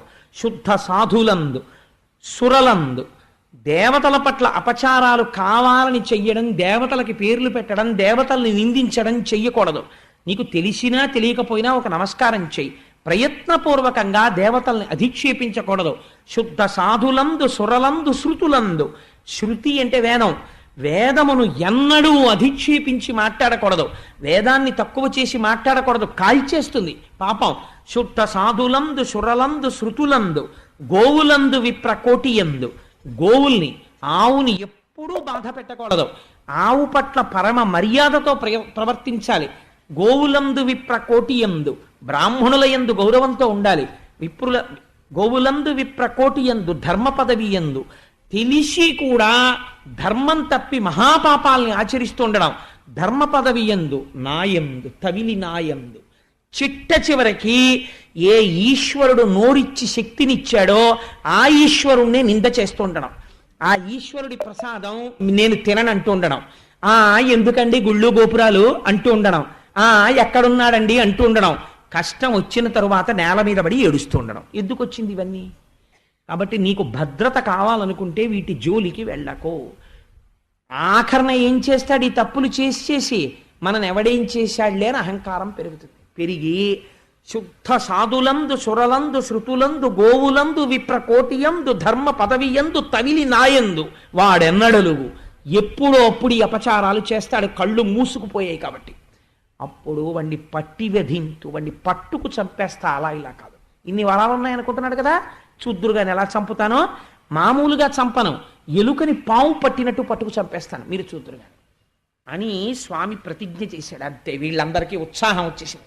మీరు పూనికతో ఉండండి, నా పట్ల భక్తితో ఉండండి, మీ ధర్మం మీరు ఆచరించండి, మీరు ధర్మభ్రష్టులు కాకండి, నేను మిమ్మల్ని రక్షించి తీరుతాను. ఆ పని వాడు ఎప్పుడు చేస్తాడో కూడా నేను మీకు చెప్పేస్తున్నాను. వాడికి ఒక కొడుకు పుడతాడు, ఆయన పేరు ప్రహ్లాదుడు, మహాభక్తుడు. అటువంటి ప్రహ్లాదుడి పట్ల కన్న కొడుకు శమదభ సంపన్నుడు నిర్వైరుడనక ప్రహ్లాదుని రోషంబున వాడెన్నడు ఆపన్నతనంద చేయునాడే పట్టివధింతున్. కన్న కొడుకు, తన కడుపున పుట్టినటువంటి కొడుకు శమదమ సంపన్నుడు, ఇంద్రియాల్ని మనస్సుని నిగ్రహించిన వాడు, ఈశ్వర భక్తుడిని తెలుసుకోలేక ఏనాడు పరమభక్తుడైన ప్రహ్లాదుణ్ణి ఆపదల పాలు చెయ్యడం ప్రారంభం చేశాడో ఆనాడు వాణ్ణి సంహరించడం నేను చేస్తాను. అందుకని మీరెవ్వరూ బెంగ పెట్టుకోకండి అన్నాడు. అని ఆ ప్రహ్లాదుడు కొంతకాలమునకు వీళ్ళందరూ చాలా సంతోషించారు. స్వామి వచ్చేస్తారు, ఈ విషయం మీరు మనస్సులో జాగ్రత్తగా నిక్షిప్తం చేసుకోండి. అప్పుడేమిటండి, అప్పటి నుంచి ఇప్పటి వరకు మీరు ఇదే జ్ఞాపకం పెట్టుకోవాలి. అహంకారంతో ఉన్నవాడు మితిమీరి తిరుగుతూ ఉంటాడు. వెంటనే ఈశ్వరుడికి ఒక నమస్కారం చేయడమే. ఈశ్వర, నువ్వున్నావు, ఆనాడు హిరణ్యకశిపుడి విషయంలో దేవతలకి చెప్పావు, నేనెందుకు వాడిని శాపం ఇవ్వాలి? వాడు తనంత తాను బుద్ధి మార్చుకున్నాడా, రక్షింపబడతాడు. బుద్ధి మార్చుకోలేదా, ఆ బుద్ధి వ్యగ్రత చేత ఆఖరికి ఇటువంటి దుష్ఫలితాన్ని అనుభవిస్తాడు. నువ్వున్నావు పాప ఫలితాన్ని ఇవ్వడానికి, పుణ్యాన్ని ఇవ్వడానికి, బుద్ధి మారితే రక్షించడానికి, నేను ఎందుకు జోక్యం చేసుకోవాలి అని వెళ్ళిపోవడం నేర్చుకోగలగాలి. సాధువర్తన ఎంత గొప్ప మాటో చూడండి. ఇది చెప్పి ఆయన అన్నారు, నిజంగా హిరణ్యకశిపుడికి లీలావతికి ప్రహ్లాదుడు ఆవిర్భవించాడు. ఆయన మహానుభావుడు. తనయందు అఖిల భూతములందు ఒక భంగి పరహితత్వంబున పరగువాడు. తనయందు అఖిల భూతములందు ఒక భంగి, తనయందు అఖిల భూతములందు ఒక భంగి పరహితత్వంబున సమబుద్ధి అయి పరహితత్వంబున బరగువాడు. పెద్దల పొడగన్న భృచ్చునికైవడి చేరి నమస్కృతులు చేయువాడు. కన్నుదోయికి అన్య కాంతలడ్డంబైన మాతృభావన చేసి బరగువాడు. తల్లిదండ్రుల భంగి దీనవత్సలతను దీనుల కావ చింతించువాడు. దైవతములంచు గురువుల తలచువాడు, సఖుల ఎడ సోదర స్థితి జరుపువాడు, లీలలందున బొంకులు లేనివాడు, లలిత మర్యాదుడైన ప్రహ్లాదుడధిప. నిజంగా ప్రహ్లాదుడి విషయంలో ఒక గొప్ప విషయం ఉంది. మనం మా అచ్చేశాస్త్రి గారి ఇంటికి పరమ పూజనీయమైనటువంటి తత్వవిధానంద సరస్వతి మహారాజు ఇచ్చేసినప్పుడు ఒక మాట అన్నారు, ప్రహ్లాదుడు ఎంతటి బ్రహ్మజ్ఞానండి అన్నారు. అందుకే వ్యాస భగవానుడు కానీ పోతన గారు కానీ ఎంతటి కితాబునిచ్చారో చూడండి. తనయందు అఖిల భూతములందు ఒక భంగి పరహితత్వంబున పరగువాడు. తనలో ఉన్నటువంటి ఆత్మతత్వమేదో, నేను అన్న భావన ఎక్కడ నుంచి పుడుతోందో అలాగే సమస్త ప్రాణుల యందు కూడా నేనన్న భావన ఉంది. నన్ను ఒకరు బాధ పెడితే నేను ఎంత బాధపడతానో, ఇతరులు నా వలన బాధన పొందినా బాధ ఒక్కలాగే ఉంటుంది అని తనలో చూసుకుంటున్నటువంటి నేనన్న భావనని అన్ని ప్రాణుల యందు చూసినటువంటి మహాపురుషుడు. అదే కదండి మనం రుద్రాధ్యాయం చెప్పుకుంటే ఏం చెప్తాం? తెల్లవారు లేస్తే నమ చోరాయచ, నమ పేన్యాయచ, సికత్యాయచ, ప్రవాహ్యాయచ, వృక్షాయచ, చెట్టు, ఆకు, నురగ, నీరు, ఆఖరికి ఒక వడ్రంగివాడు, ఒక దొంగ, అంతటా ఉన్నవాడు ఈశ్వరుడు ఒక్కడే అని మనం ప్రతిపాదన చేస్తున్నాం కదా. అందుచేత తనయందు అఖిల భూతములందు ఒక భంగి సమబుద్ధి అయి పరహితత్వంబున బరగువాడు, పెద్దల పొడగన్న భృత్యుని కైవడి చేరి నమస్కృతులు చేయువాడు. పెద్దలు కనబడితే భృత్యుడైనటువంటి వాడు ఎలా ప్రవర్తిస్తాడో అలా చేరి నమస్కృతులు చేయువాడు. వెంటనే పెద్దలకి నమస్కారం చేసి స్వాగతం పలికేటటువంటి లక్షణం ఉన్నవాడు. అందుచేత పెద్దల బొడగన్న భృత్యుని కైవడి చేరి నమస్కృతులు చేయువాడు. కన్నుదోయికి అన్య కాంతలడ్డంబైన మాతృభావన చేసి మరగువాడు. తన కళ్ళకి అడ్డంగా వేరొక స్త్రీ కనపడితే ఆ మాట చాలా గమ్మత్తైన మాట అండి. పోతన గారు అనువాదం, కన్నుదోయికి అన్యకాంతలడ్డంబైన అంటే కంటికి ఒక లక్షణం ఉంటుంది. ఏమిటా లక్షణం అంటే, కంటికి ఎదురుగుండా ఏదైనా ఒక వస్తువు వచ్చిందనుకోండి, కంటి నుంచి ప్రసారమయ్యేటటువంటి కాంతి కిరణము ఆ వస్తువు మీద పడి పరావర్తనము చెంది వెనకనున్న రెటీనా మీద ఆ వస్తువు యొక్క ముద్ర పడేటట్టు చూస్తుంది. ఈ ముద్ర పడడం కంటి యొక్క లక్షణం. అది కంటికి ఎదురుగుండా ఏ వస్తువు వస్తే ఆ వస్తువుని వెనకాల చూపిస్తుంది. అదే ఇప్పుడు ఈ వస్తువుని చూసినటువంటి మనస్సు ఎలా ప్రవర్తిస్తోందన్న దాన్ని బట్టే మీ యొక్క బంధనము కానీ మోక్షము కానీ ఆధారపడి ఉంటాయి. కారణం బంధమోక్షయోహో, ఆ మనస్సే కారణమవుతుంది. తన కంటి చేత చూడబడి ఆ కిరణము పరావర్తనము చెంది లోపల ఆ ప్రతిబింబము ఏర్పడము చేత మనస్సు దర్శనము చేస్తున్నటువంటి వస్తువుని పరమ పవిత్రమైన దృష్టితో చూడడము నీకు అలవాటైన నాడు నీ జీవితం ఉద్ధరింపబడిపోతున్నట్టే. ఇది 5వ ఏట ప్రహ్లాదునికి అలవాటైనది. కంటికి ఎదురుగుండా స్త్రీ కనపడితే కేవలము మాతృభావన చేసి బరగువాడు. మా అమ్మ ఇలా కనపడింది అనేటటువంటి భావనతో ప్రవర్తించేటటువంటి స్వభావం ఉన్నవాడు. అటువంటి వాడు తల్లిదండ్రుల బుద్ధి దీనుల ఎడ, ఎవరైనా దీనులైనటువంటి వారు కనపడితే అలా ప్రవర్తించగలగడం చాలా గొప్ప విషయం అండి. ఎందుకంటే ఒక తల్లిదండ్రులకి ఒక 4 కొడుకులు ఉన్నారనుకోండి, అందులో 3 చాలా ఐశ్వర్యవంతులై, ఒకడు ఐశ్వర్య భ్రష్టుడై విద్య లేక వివేకం లేక వెనకపడిపోయి ఉంటే తల్లిదండ్రుల మనస్సు ఎవరి మీద ఎక్కువగా నిక్షేపింపబడి ఉంటుంది అంటే, అయ్యో పాపం వాడికి ఏమీ తెలియదు, వాడు పాపం వెనకబడిపోయాడు, మంచి ఉద్యోగం లేదు, చదువా లేదు, ఓ రూపాయా లేదు, ఎలా వృద్ధిలోకి వస్తాడని తల్లిదండ్రులు వాడి గురించి ఆలోచిస్తూ ఉంటారు. ఆ దీనుడైనటువంటి వాడిని చూసి వీడు పరమదీనుడు, అందుకని నేను వీడిని లెక్క పెట్టేదేమిటి అన్న భావన రావడం అహంకారం. దీనుణ్ణి చూసి వీడు పరమదీనుడు, ఈశ్వరుడు దీనుడిగా కనపడి నా చేత 1 రూపాయి వాడికి దానమిచ్చాననేటటువంటి పుణ్యమును నాకు కల్పించి నాకు ఉత్తరోత్తర సుఖమును కల్పించడానికి ఆలంబనముగా ఈశ్వరుడే నాకు ఎదురుగుండా దానము పట్టడానికి ఇలా కనపడి నన్ను ఉద్ధరిస్తున్నాడన్న భావన చేత ఇచ్చి నమస్కరించగలగడం సంస్కారానికి నిదర్శనం. అందుకే మన భారతీయ ధర్మంలో ఇచ్చిన వాడికి పుచ్చుకున్నవాడు నమస్కారం చేయడు, పుచ్చుకున్నవాడికి ఇచ్చినవాడు నమస్కారం చేస్తాడు. అయా పుచ్చుకుని నన్ను ధరించాడు అంటాడు. అందుచేత దీనుల ఎడ తల్లిదండ్రుల భంగి ధర్మవత్సలతను దీనుల ఎడ కాపాడువాడు, దైవతములంచు గురువుల తలచువాడు, ప్రచరణాదులతో కదిలి వస్తున్నటువంటి ఈశ్వరుడే అన్న భావన కలిగినటువంటి వాడు, సఖుల ఎడ సోదర స్థితి జరుపువాడు, తనతో కలిసి చదువుకుంటున్నటువంటి స్నేహితులు ఎవరున్నారో వాళ్ళని స్నేహితులుగా చూసేవాడు కాదుట, తన తోడ పుట్టిన వాళ్ళగా చూసేవాట.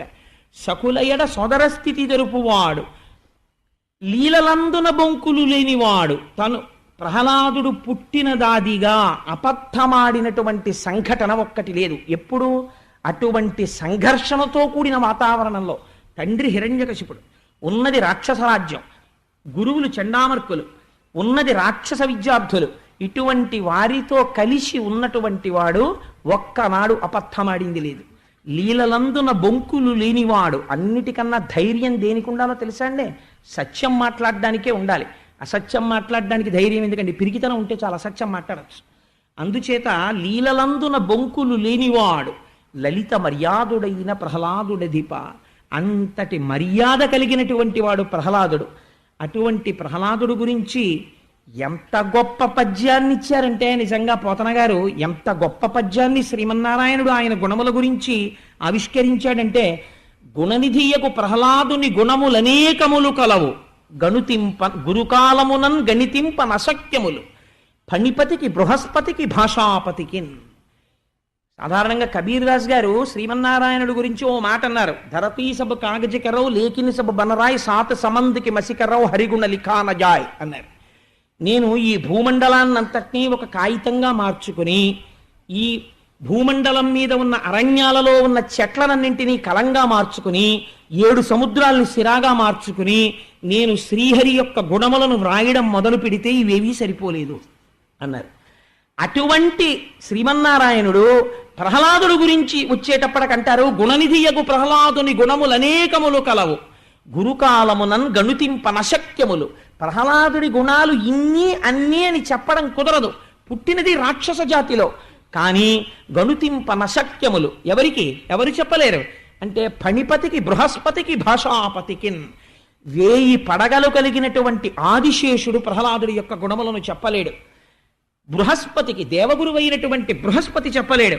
భాషాపతికి, సాక్షాత్తుగా సరస్వతీదేవి యొక్క భర్త అయినటువంటి చతుర్ముఖ బ్రహ్మగారు చెప్పలేరు. అన్ని గుణములు కలిగినటువంటి వాడు. అటువంటి ప్రహ్లాదుడు పానీయంబులు త్రాగుచున్, కుడుచుచున్, భాషించుచున్, హాసలీలా నిద్రాదులు చేయుచున్, తిరుగుచున్, లక్షించుచున్, సంతత శ్రీనారాయణ పాదపద్మయుగళీ చింతామృతాస్వాదుండై మరచన్ సురారిసుతుడే తద్విశ్వమున్ భువరా. ఇది ఎంత గొప్ప మాట అంటేనండి, బ్రహ్మమునందు నిరంతరము ఆయన యందే బుద్ధిని న్యాసము చేసి ఉంచగలిగినటువంటి వాడి స్థితిని ఆవిష్కరిస్తున్నారు. మనకి సాధారణంగా మనం ఒక మాట చెప్తుంటాం, మనకంతా అసలు పెద్ద కష్టం ఎక్కడొస్తుందంటే, కేవలం భగవంతుణ్ణి అర్చించడం కోసమే, ఇంకొక పని లేదండి, ఇప్పుడు కేవలం ఈశ్వరారాధనమే అని మనం పూజామందిరంలోకి వెడతాం. తీరా కూర్చున్న తర్వాత 1 గంట సేపు పూజ చేస్తే యథార్థమైన తీర్పు మనం చెప్పుకుంటే, ఎంతసేపు మనం పూజ చేశాం అని చూస్తే, కర్మేంద్రియ సంఘాతమైనటువంటి కాళ్ళు చేతులు ఏదో పువ్వులు వెలిగించడం అగరత్తి ఎట్టడం చేస్తున్నాయేమో కానీ మనస్సు మాత్రం బయట తిరుగుతూనే ఉంటుంది. ఆ మనస్సుని తీసుకొచ్చి పెట్టడం అన్నది చాలా కష్టం. గభీరే కాసారే విశతి విజనే ఘోర విపినే విశాలే శైలే చ భ్రమతి కుసుమార్ధంజలమతి సమర్ప్యై చేత సరసిజముమానాథ భవతే సుఖేనావస్థాతుం జనైహ నజానాతి కిమహో అంటారు శివానందలహరిలో శంకర భగవత్పాదులు. ఎవడడిగాడ్రా ఇవన్నీ? నీ మనస్సన్న పుష్పాన్ని తీసుకెళ్లి పరమేశ్వరుడి పాదపద్మముల యందు పెడితే సంతోషపడిపోతాడు రా స్వామి, ఈ బాహ్యార్చన ఆయన కోరుకోలేదు అంటారు.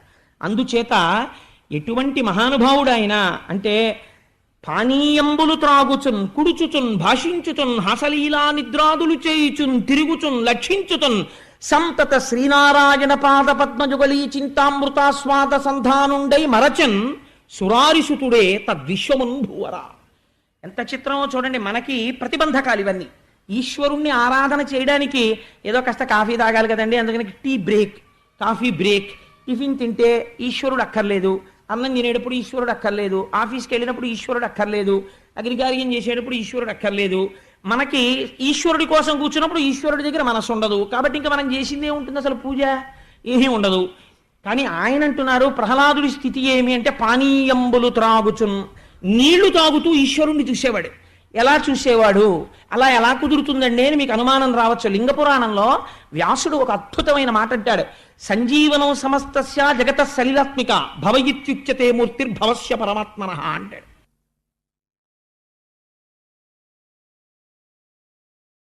ఒక భూతమునకు వ్యతిరిక్తముగా వేరొక భూతమును ఈశ్వరుడు సృష్టించాడు. అగ్ని ఈశ్వరుడి చేత సృష్టింపబడింది. అటువంటి అగ్ని తప్తం చేసి దాహం కలిగేటట్టు చేస్తుంది. ఈశ్వరుడి చేతనే నీరు సృష్టింపబడింది. ఈశ్వరుడి చేతనే సృష్టింపబడినటువంటి నీరు తాగుతుంటే ఈ లోపల కలిగినటువంటి తాపము చల్లారిపోయి ప్రాణములు నిలబడతాయి నీటి వల్ల. ప్రాణములు నిలబెట్టగలిగిన స్థితి నీటికి మాత్రమే ఉన్నది.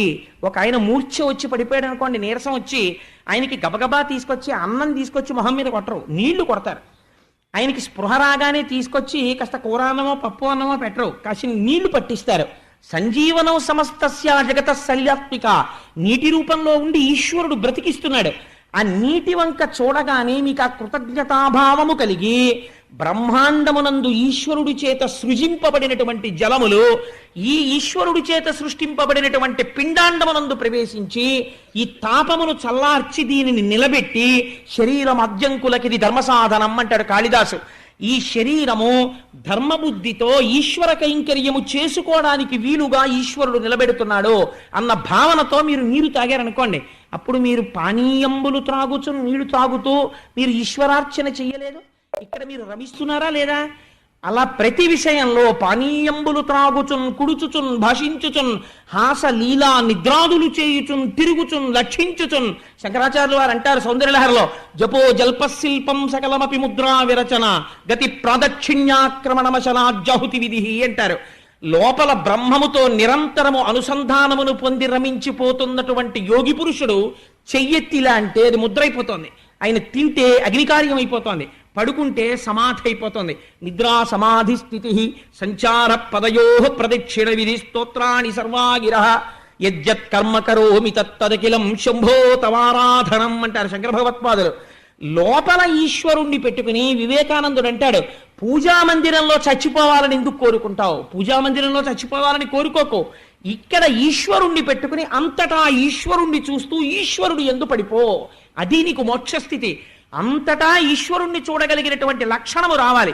అప్పుడు ఏది చేస్తున్నా పానీయంబులు త్రాగుచున్ కుడుచుచున్ భాషించుచున్ హాస లీలా నిద్రాదులు చేయుచున్ తిరుగుచున్ లక్షించుచున్ సంతత శ్రీనారాయణ పాద పద్మజుగళీ చింతామృతాస్వాద సంధానుండై మరచన్ సురారిసుతుడే. ఎంత గొప్ప మాట వేశారు చూడండి పోతన గారు. మనం మాట అంటాం, పూజలో కూర్చుని ఈశ్వరుణ్ణి మర్చిపోతాం. ఈయన లోకమునందుండి లోకాన్ని మర్చిపోయాడు. ఎవరు మర్చిపోయాడు అలాగా?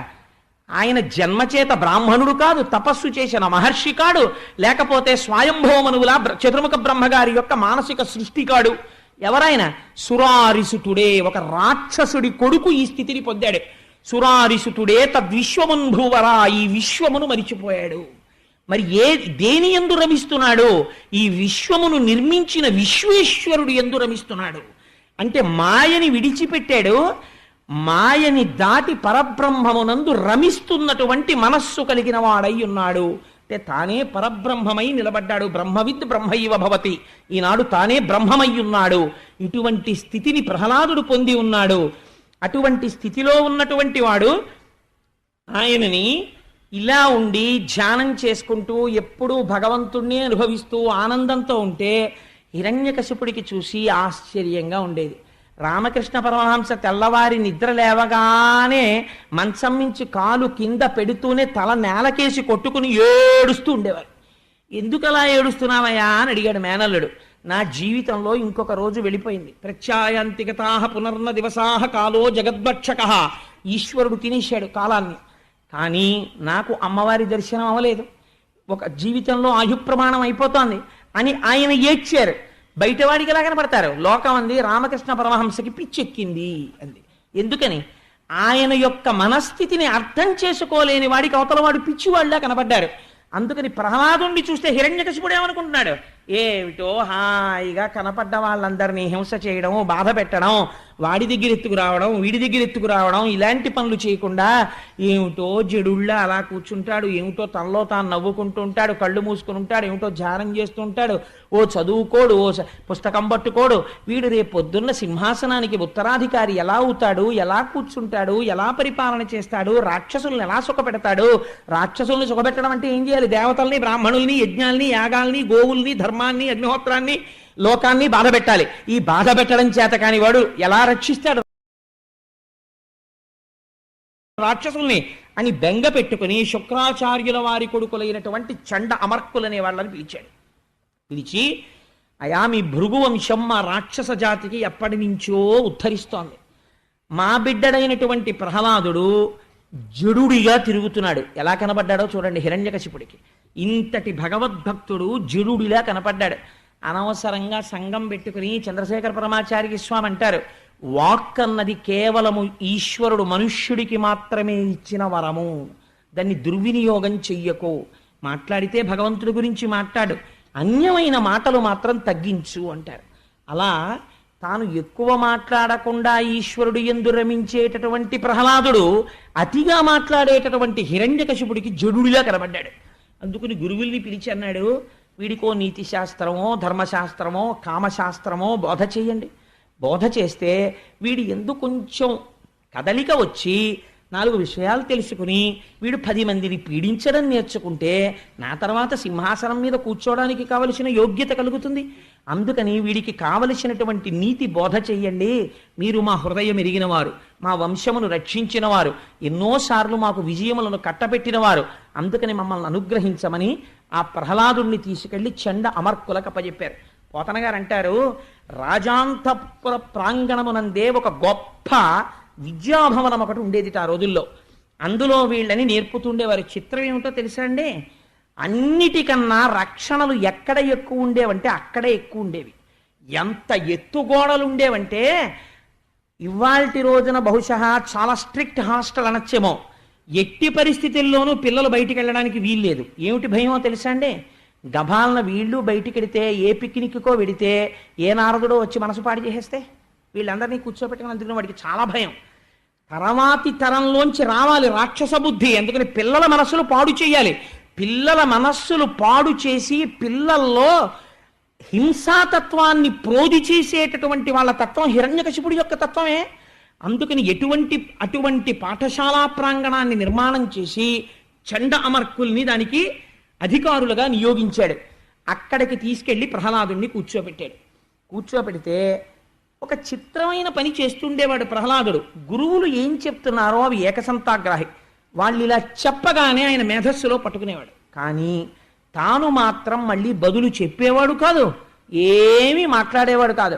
అయ్యా ఎందుకండి ఈ విద్యలు మమ్మల్ని ఏమైనా ఉద్ధరిస్తాయా? ఎందుకండి ఈ కామశాస్త్రం ఎందుకు, ఈ రాజనీతి శాస్త్రం ఎందుకు, ఈ అర్థశాస్త్రం ఎందుకు, ఇవన్నీ అక్కర్లేదండి అనేవాడు కాదు. అన్నీ వినేవాడు. ఎలా వినేవాడంటే, ఎప్పగిది వారు చెప్పిన అప్పగిది వినుక అని తానన్ని నిరూపించిన విద్యలనుచు నిరసింపడు అంతరాత్మయందు కాని మదిన్ కాని అని ఎంత చిత్రమైన మాట అంటారంటే, ఎప్పగిది వారు చెప్పిన అప్పగిదిం చదువు కాని. వాళ్ళు అర్థశాస్త్రం నేర్చుకోమంటే అర్థశాస్త్రం నేర్చుకుంటాడు, వాళ్ళు దుర్మార్గమైన నీతులు చెప్తే ఆ నీతులు నేర్చుకుంటాడు తప్ప అప్పటికి వాళ్ళు చెప్పింది నేర్చుకుంటాడు. మళ్ళీ ఓసారి ఆ పద్యం అప్పచెప్పు, ఇతరులు పీక ఎలా కోసేయాలో చెప్పంటే ఆ పీక ఎలా కోసేయాలో పద్యం చెప్తాడు అంతే. కానీ అది మనస్సులోకి వెళ్ళిందా? వెళ్ళలేదు. అంటే ఎంత దుష్ట సాంగత్యమునందు కూడా తన యొక్క స్థితిని, తన స్వరూప స్థితిని తాను నిలబెట్టుకున్నటువంటి మహాపురుషుడు ప్రహ్లాదుడు. ఇటువంటి స్థితిలో ఒకనాడు హిరణ్యకశిపుడికి కోరిక పుట్టింది. గురువులు వెళ్ళి, మీ అబ్బాయి చాలా పాఠాలు నేర్చుకున్నాడండి, అంత పెద్ద అయిన పిల్లలకి 4 పాఠాలు వచ్చాయని చెప్పుకోవడం గురువులకి కూడా సంతోషం కదా, మీరు చెప్పిన విధిని నిర్వహించాం, అందుచేత మీ పిల్లాన్ని ఏమైనా పిలిచి మాట్లాడితే మాట్లాడండి అన్నారు. ఒకసారి పిల్లాన్ని పిలిచాడు. పిలిచిన వాడు పోనీ అంతఃపురానికి పిలిస్తే గొడవ లేకపోను, సభామంటపానికి పిలిచాడు. ఎందుకని? ఓ కోరిక. తన కొడుకు తనంత వాడై తన తొడ మీద కూర్చుని అవన్నీ చెప్తుంటే సభలో ఉన్న వాళ్ళు చూసి, ఓహ్ మన రాజే అనుకున్నాం, మన రాజు తర్వాత ప్రహ్లాదుడు కూడా అంతటి వారు రా అని పొంగిపోవాలని. అందుకు నా కొడుకుని తీసుకొచ్చి ఆయన వస్తూనే సాష్టాంగం చేశాడు తండ్రికి. ఆయుష్మాన్ భవ అన్నాడు, ఆశీర్వచనం చేశాడు. రెండు చేతులు చాపి పిల్లవాడిని ఎత్తుకున్నాడు, తన తొడ మీద కూర్చోపెట్టుకున్నాడు. కూర్చోపెట్టుకుని ఒక చిత్రమైన మాట అన్నాడు. ఎంత మాట అన్నాడో చూడండి. అనుదిన సంతోషణములు, జనిత శ్రమ తాప దుఃఖ సంశోషణములు, తనయుల సంభాషణములు, ఇవి జనకులకున్ కర్ణయుగలి సద్భూషణములు. కానీ గొప్ప మాట చెప్పాడండి వాడు. అన్నాడు అనుదిన సంతోషణములు. అందులో ఏమైనా పెద్ద ప్రబోధం ఉందా, లేకపోతే ఏమైనా పెద్ద బ్రహ్మజ్ఞానం చెప్తున్నాడా అని తండ్రి చూడడు. తండ్రి తాత తాత తాత తాత అండం వచ్చింది అనుకోండి కొడుక్కి, తండ్రి సంతోషపడిపోతాడు. మా అబ్బాయికి తాత తాత తాత తాత అంటున్నాడండి.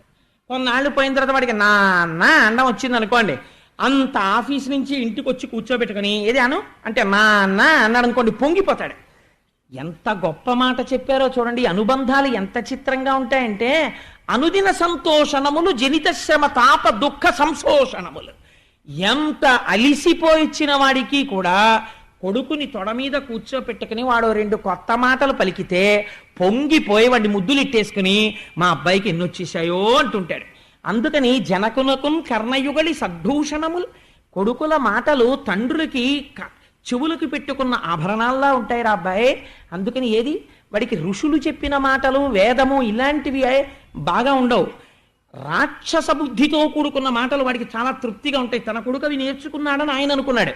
అనుకుని ఏది 4 మాటలు చెప్పు, నువ్వేం నేర్చుకున్నావో, నువ్వు ఏది నేర్చుకున్నావో, ఏ పద్యమైనా పర్వాలేదు, నీవు నేర్చుకున్న దాంట్లో నీకు ఇష్టం వచ్చింది, నీకు బాగా నచ్చినది ఏది ఉందో అదొక్క పద్యం చెప్పరా అన్నాడు.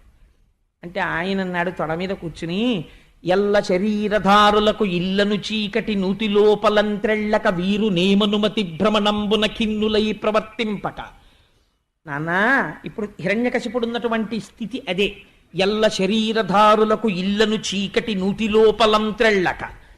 ప్రతి శరీరధారి కూడా జీవుడు శరీరాన్ని పొంది ఇల్లు అనబడేటటువంటి ఒక చీకటి నూతిలోకి దిగిపోయి ఇంకక్కడి నుంచి నేను మీరు అన్న భావన పుట్టి అందులోంచి అహంకారము మమకారము, నా వాళ్ళకి మేలు జరగాలి, బయటవాడు ఏమైపోయినా పర్వాలేదు, పూజ మొదలెడుతూనే అవశ్యాన్ని శరీరాన్ని అందరి డబ్బు నాకే రాని అని పూజ. అందుకని ఏమైంది, ఎల్ల శరీరధారులకు ఇళ్లను చీకటి నూతి లోపలంత్రెళ్ళక వీరు నేమను మతి భ్రమణంబున భిన్నులై ప్రవర్తిల్లక సర్వమున్నాతని దివ్య కళామయమంచు విష్ణునందుల్లము చేర్చితారడవి నుండుట మేలు నిశాచరగ్రని. నేను నా వాళ్ళు అన్న భావన విడిచిపెట్టి జగత్తంతటా ఉన్నది పరబ్రహ్మమే అని గుర్తెరిగితే అటువంటి వాడు ఘోరారణ్యములోకి వెళ్ళి కూర్చున్నా సరే ఉద్ధరింపబడుతున్నాడు. నాన్న ఇది తెలుసుకోకుండా నేను నాది అన్న భావన పెంచుకున్నవాడు ఎంత ఊరినడి బొడ్డున కూర్చున్నా అటువంటి వాడి వల్ల వచ్చే ప్రయోజనం ఏమీ లేదు. నాన్న ఎందుకు వచ్చిన దిక్కుమాలిన రాజ్యం నీకు ఇది, ఏం తెలుసుకుంటున్నావు ఇంత తపస్సు చేసి? అందుకని నువ్వు మార్చుకోవలసినటువంటి పద్ధతి ఉండదు అని తండ్రితో మాట్లాడుతున్నాడు కనుక అన్యాపదేశంగా మాట్లాడాడు. మాట్లాడితే తెల్లబోయాడు హిరణ్యకశిపుడు. ఏమిట్రా ఈ పద్యం ఏమిటిరా, నేను అడిగింది ఏమిటి, నువ్వు చెప్పింది ఏమిటి అని. పోన్లే పిల్లాడు కదా, ఇంకా ఫస్ట్ టైం కదా తెచ్చుకుని తొడ మీద కూర్చోబెట్టుకున్నాను, పాపం ఎవరైనా చెప్పారేమో అనుకుని అన్నాడు. నాన్న నాకున్ చూడగ చోద్యమయ్యడిదిగా నా తండ్రి ఈ బుద్ధితా నీకున్ లోపలతోచనో పరులు దుర్నీతుల్ పఠింపించిరో ఏకాంతంబున భార్గవుల్ పలికిరో ఈదానవ శ్రేణికిన్ వైకుంఠుండు కృతాపరాధుడతనిన్ కీర్తింప నీకేటికిన్ అని అడిగాడు. ఎంత చిత్రమైన మాట. ఈయన ఒక ఎక్స్ట్రీమ్, ఒక చివర ప్రహ్లాదుడు, ఒక చివర హిరణ్యకశిపుడు. అన్నీ నా వెంటాడు హిరణ్యకశిపుడు, అన్నీ ఈశ్వరుడు అంటాడు ప్రహ్లాదుడు. ఎంత గొప్ప సంఘర్షణ తీసుకొచ్చి చూపిస్తున్నారో చూడండి. ఆ ఎల్ల శరీరధారులకు ఇల్లని చీకటి నూతి లోపలన్నని ప్రహ్లాదుడు అంటున్నాడు. ఈయనంటున్నాడు అయ్యయ్యో అదేమిట్రా అలా అంటావు, నాకున్ చూడగ చోద్యమయ్యడిదిగా నా తండ్రి ఈ బుద్ధితా నీకున్ లోపల తోచెనో. నాకు చాలా ఆశ్చర్యంగా ఉందిరా, నువ్వు రాక్షసుడికి జన్మించినటువంటి వాడివి, ఇలాంటి బుద్ధులు నిజంగా నీకే పుట్టాయా, లేకపోతే ఎవరైనా పిల్లలు పక్కకి తీసుకెళ్లి రహస్యంగా నీ చేత చదివిస్తున్నారా? వాడికి అనుమానం దేవతలు ఎవరైనా వచ్చి పిల్లాడి రూపంలో పాఠాలు చెప్పేస్తున్నారేమోనని. ఏకాంతంబున భార్గవుల్ పలికిరో, తన గురువు మీద తనకి నమ్మకం లేదండి, ఇంతకన్నా భ్రష్టత్వం ఉంది. ఏకాంతంబున భార్గవుల్ పలికిరో, గురువుల వంక చూసి కనుబమెత్తాడు. ఈ గురువులు నిన్ను చాటుకు తీసుకెళ్లి ఏకాంతంలో ఇలాంటివి ఏమైనా నేర్పుతున్నారా? 10 మందితో కలిపి కూర్చోపెట్టి రాక్షస నీతి నేర్పి ఒక్కడిని తీసుకెళ్లి ఇలాంటి మాటలు ఏమైనా నేర్పుతున్నారా? ఏకాంతంబున భార్గవుల్ పలికిరో ఈదానవ శ్రేణికి వైకుంఠుండు కృతాపరాధుడు. మన రాక్షస జాతికంతటికి అపరాధం చేసిన వాడు శ్రీ మహావిష్ణువు. మీ బాబాయ్ అయినటువంటి హిరణ్యాక్షుణ్ణి సంహరించాడు. అటువంటి వాణ్ణి స్తోత్రం చేశావా? వైకుంఠుండు కృతాపరాధుడతని కీర్తింప నీకేటికి, ఆ విష్ణువుని కీర్తన చేస్తావేమిట్రా, అలా చెయ్యకూడదు అన్నాడు. అని నాన్న ఇప్పుడు నీకు బాగా అర్థమైందా? నేను చెప్పిన విషయం తెలుసుకున్నావా? మనం ఏం చెయ్యాలో తెలుసా? కనపడినటువంటి ప్రాణులను హింస చెయ్యాలి, బ్రాహ్మణుల్ని బాధ పెట్టాలి, యజ్ఞయాగాది క్రతువులను నశింప చెయ్యాలి, వేదం చదువుకోకుండా చెయ్యాలి, అగ్ని కార్యాలు జరగకుండా చూడాలి, ధర్మం పాడు చెయ్యాలి, పాడు చేసి మనమే రాజులమని ప్రకటించుకోవాలి. అంతే తప్ప ఇలాంటి మాటలన్నీ చెప్తావేమిట్రా? అలా ఉండకూడదు. ఏది నీకు అర్థమైందా? నేనేం చెప్పానో నీకేమర్థమైందో ఇప్పుడు చెప్పు అన్నాడు. అంటే ఆ నాన్నగారు అర్థమైంది అని ఇప్పుడు తన తండ్రి చెప్పింది చెప్తాడనుకున్నాడు. ఈయనన్నాడు ఇవన్నీ విని, మందార మకరంద మాధుర్యమున తేలు మధుపంబు పోవునే మదనములకు, నిర్మల మందాకిని విచికల తూగు రాయంచదనునే తరంగిణులకు, లలిత రసాల పల్లవ ఖదియై చొక్కు కోయిల జనునే కుటజములకు, పూర్ణేందు చంద్రికా స్ఫురిత చకోరక మరుగునే సాంద్ర నిహారములకు, అంబుజోదర దివ్యపాదార వింద చింతనామృతపాన విశేషమత్త చిత్తంబు ఏ రీతి ఇతర విషయంబు చేరనేర్చు, వినుత గుణశీల మాటలు వేయునేలా అన్నాడు. మందారమకరంద మాధుర్యమున తేలు మధుపంబు పోవునే మదనములకు. తెలుగుదేశంలో పుట్టి ఆంధ్రదేశంలో పోతనగారి యొక్క ఈ పద్యం రాని వాళ్ళు ఉండరు. మందార మకరంద మాధుర్యమున తేలు మధుపంబు పోవునే మదనములకు. ఎక్కడైనా పారిజాత పుష్పాల్లో మందార పువ్వుల్లో ఉండేటటువంటి తేనె త్రాగడానికి అలవాటు పడిపోయినటువంటి తుమ్మెద ఎక్కడో ఉన్న ఉమ్మెత్త పువ్వు మీద వాళ్తుందా నాన్న? మందార మకరంద మాధుర్యమున తేలు మధుపంబు పోవునే మదనములకు, నిర్మల మందాకిని వీచికల తూగు రాయంచదనునే తరంగిణులకు. నాన్న ఎక్కడో హాయిగా ఆకాశంలో ఉన్నటువంటి మందాకిని నదిలో విహరించడానికి అలవాటు పడిపోయినటువంటి రాజహంస ఎండిపోతూ దుర్గంధభూయిష్టమైనటువంటి ఒక చెరువు దగ్గరికి వెళ్ళి ఆ నీళ్లు తాగుతుందా నాన్న? లలిత రసాల పల్లవ ఖదియై చొక్కు కోయిల జనునే కుటజములకు. ఎక్కడైనా లేత మామిడి చిగురు తాను తిని కూ అంటూ కోయడానికి అలవాటు పడిపోయినటువంటి కోయిల ప్రయత్నపూర్వకంగా వెళ్ళి అడవి మల్లెలు పూసేటటువంటి చెట్టు మీద వాలుతుందా? లలిత రసాల పల్లవ ఖదియై చొక్కు కోయిల చెరునే కుటజములకు, పూర్ణేందు చంద్రిక ఆ పూర్ణమైనటువంటి చంద్రబింబంలోంచి వచ్చేటటువంటి అమృతాన్ని త్రాగడానికి అలవాటు పడిపోయినటువంటి చకోర పక్షి పొగమంచుని తాగడానికి ఇష్టపడుతుందా నాన్న? అంబుజోదర దివ్యపాదార వింద చింతనామృతపాన విశేషమత్త చిత్తము, సర్వకాలములయందు తామర పువ్వుల వంటి పాదములు కలిగినటువంటి శ్రీమన్నారాయణుని యొక్క పాదములను భజించడం చేత స్రవించేటటువంటి భక్తి తన్మయత్వం అనేటటువంటి మందార మకరంద పానమును త్రాగి మత్తెక్కి జానమగ్నుడనై ఉండేటటువంటి నాకు నువ్వు చెప్పే మాటలు ఎలా తలకెక్కుతాయి? నేను ఇతరములైన వాటి మీద దృష్టి ఎలా పెట్టగలుగుతాను నాన్న అని అడిగాడు. అందుకని అంబుజోదర దివ్యపాదార వింద చింతనామృతపాన విశేషమత్త చిత్తము ఏ రీతి ఇతర విషయంబు చేరనేర్చు, వినుత గుణశీల మాటలు వేయునేలా.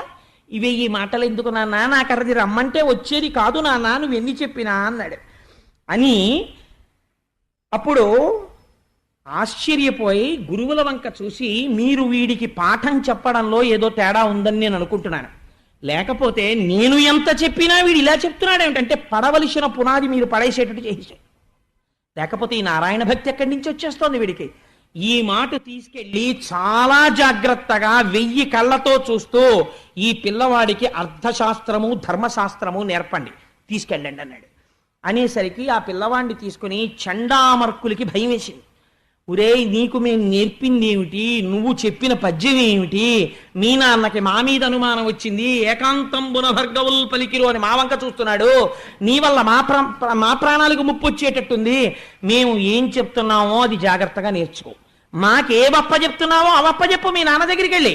మేము అడిగితేనేమో ధర్మశాస్త్రం అర్థశాస్త్రం చెప్తున్నావు, మేమేం చెప్తే చక్కగా చిలకలా పలుకుతావు.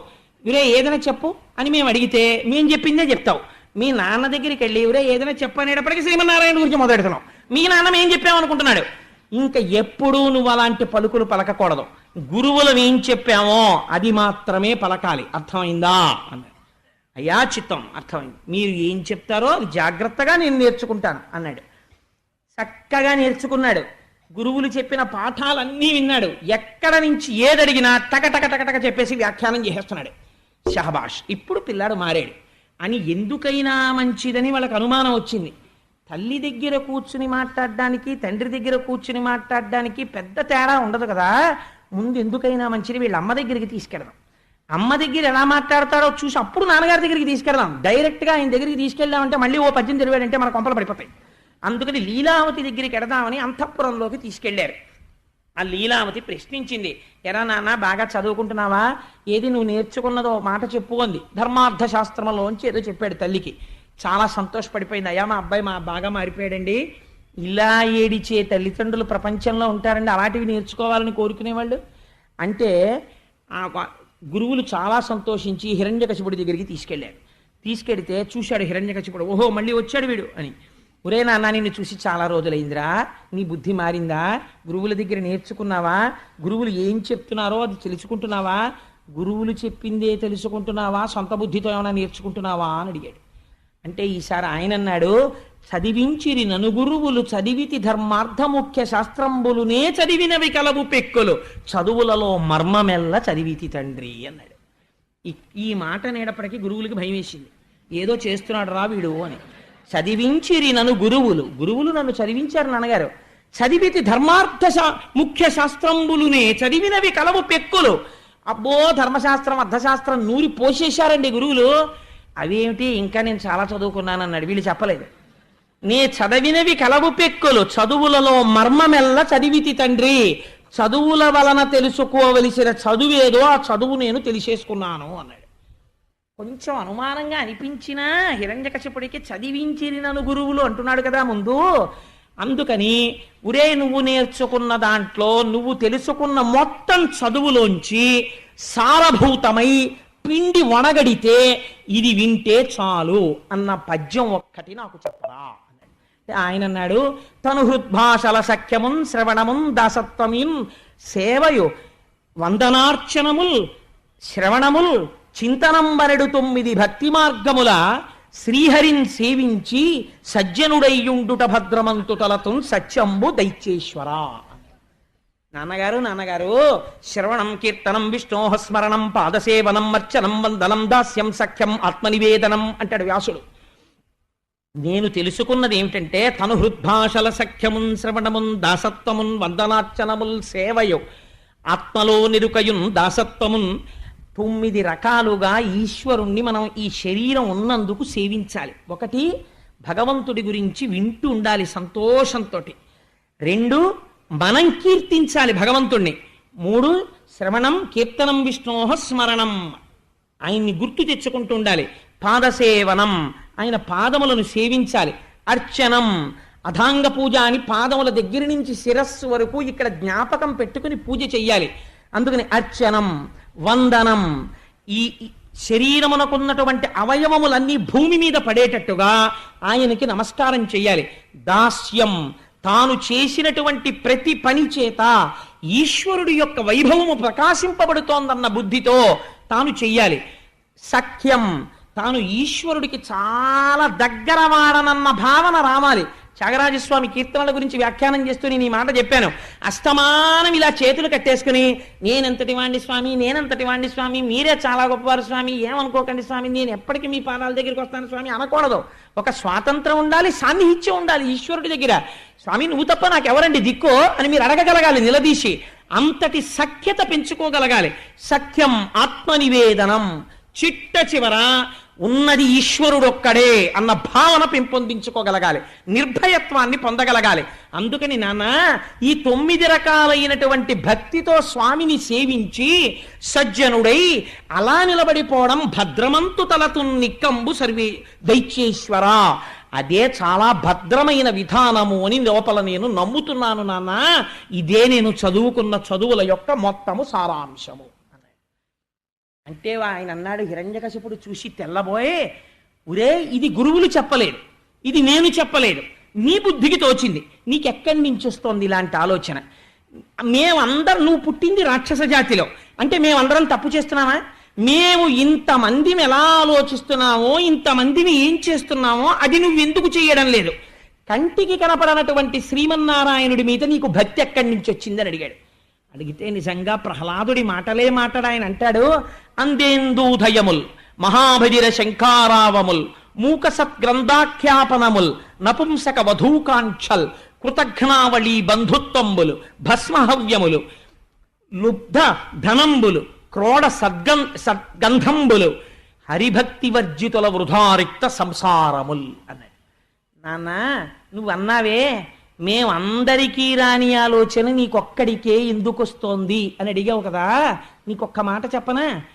ఆయనని విడిచిపెట్టి మిగిలినవి నువ్వు ఎన్ని చేసినా అవన్నీ ఎటువంటి పనిలో నేను చెప్తాను, గుర్తుపెట్టుకో. అంధేందూదయముల్, పుట్టుగుడ్డివాణ్ణి తీసుకెళ్లి పున్నమి చంద్రుడి దగ్గర నించోబెట్టి చూడరా పున్నమి చంద్రుడు ఎంత అందంగా ఉన్నాడో అంటే ఎంత అసహ్యమో, ఈశ్వరుణ్ణి విడిచిపెట్టి సంసారం అంత బాగుందనుకోవడం అంత అటువంటి విషయం.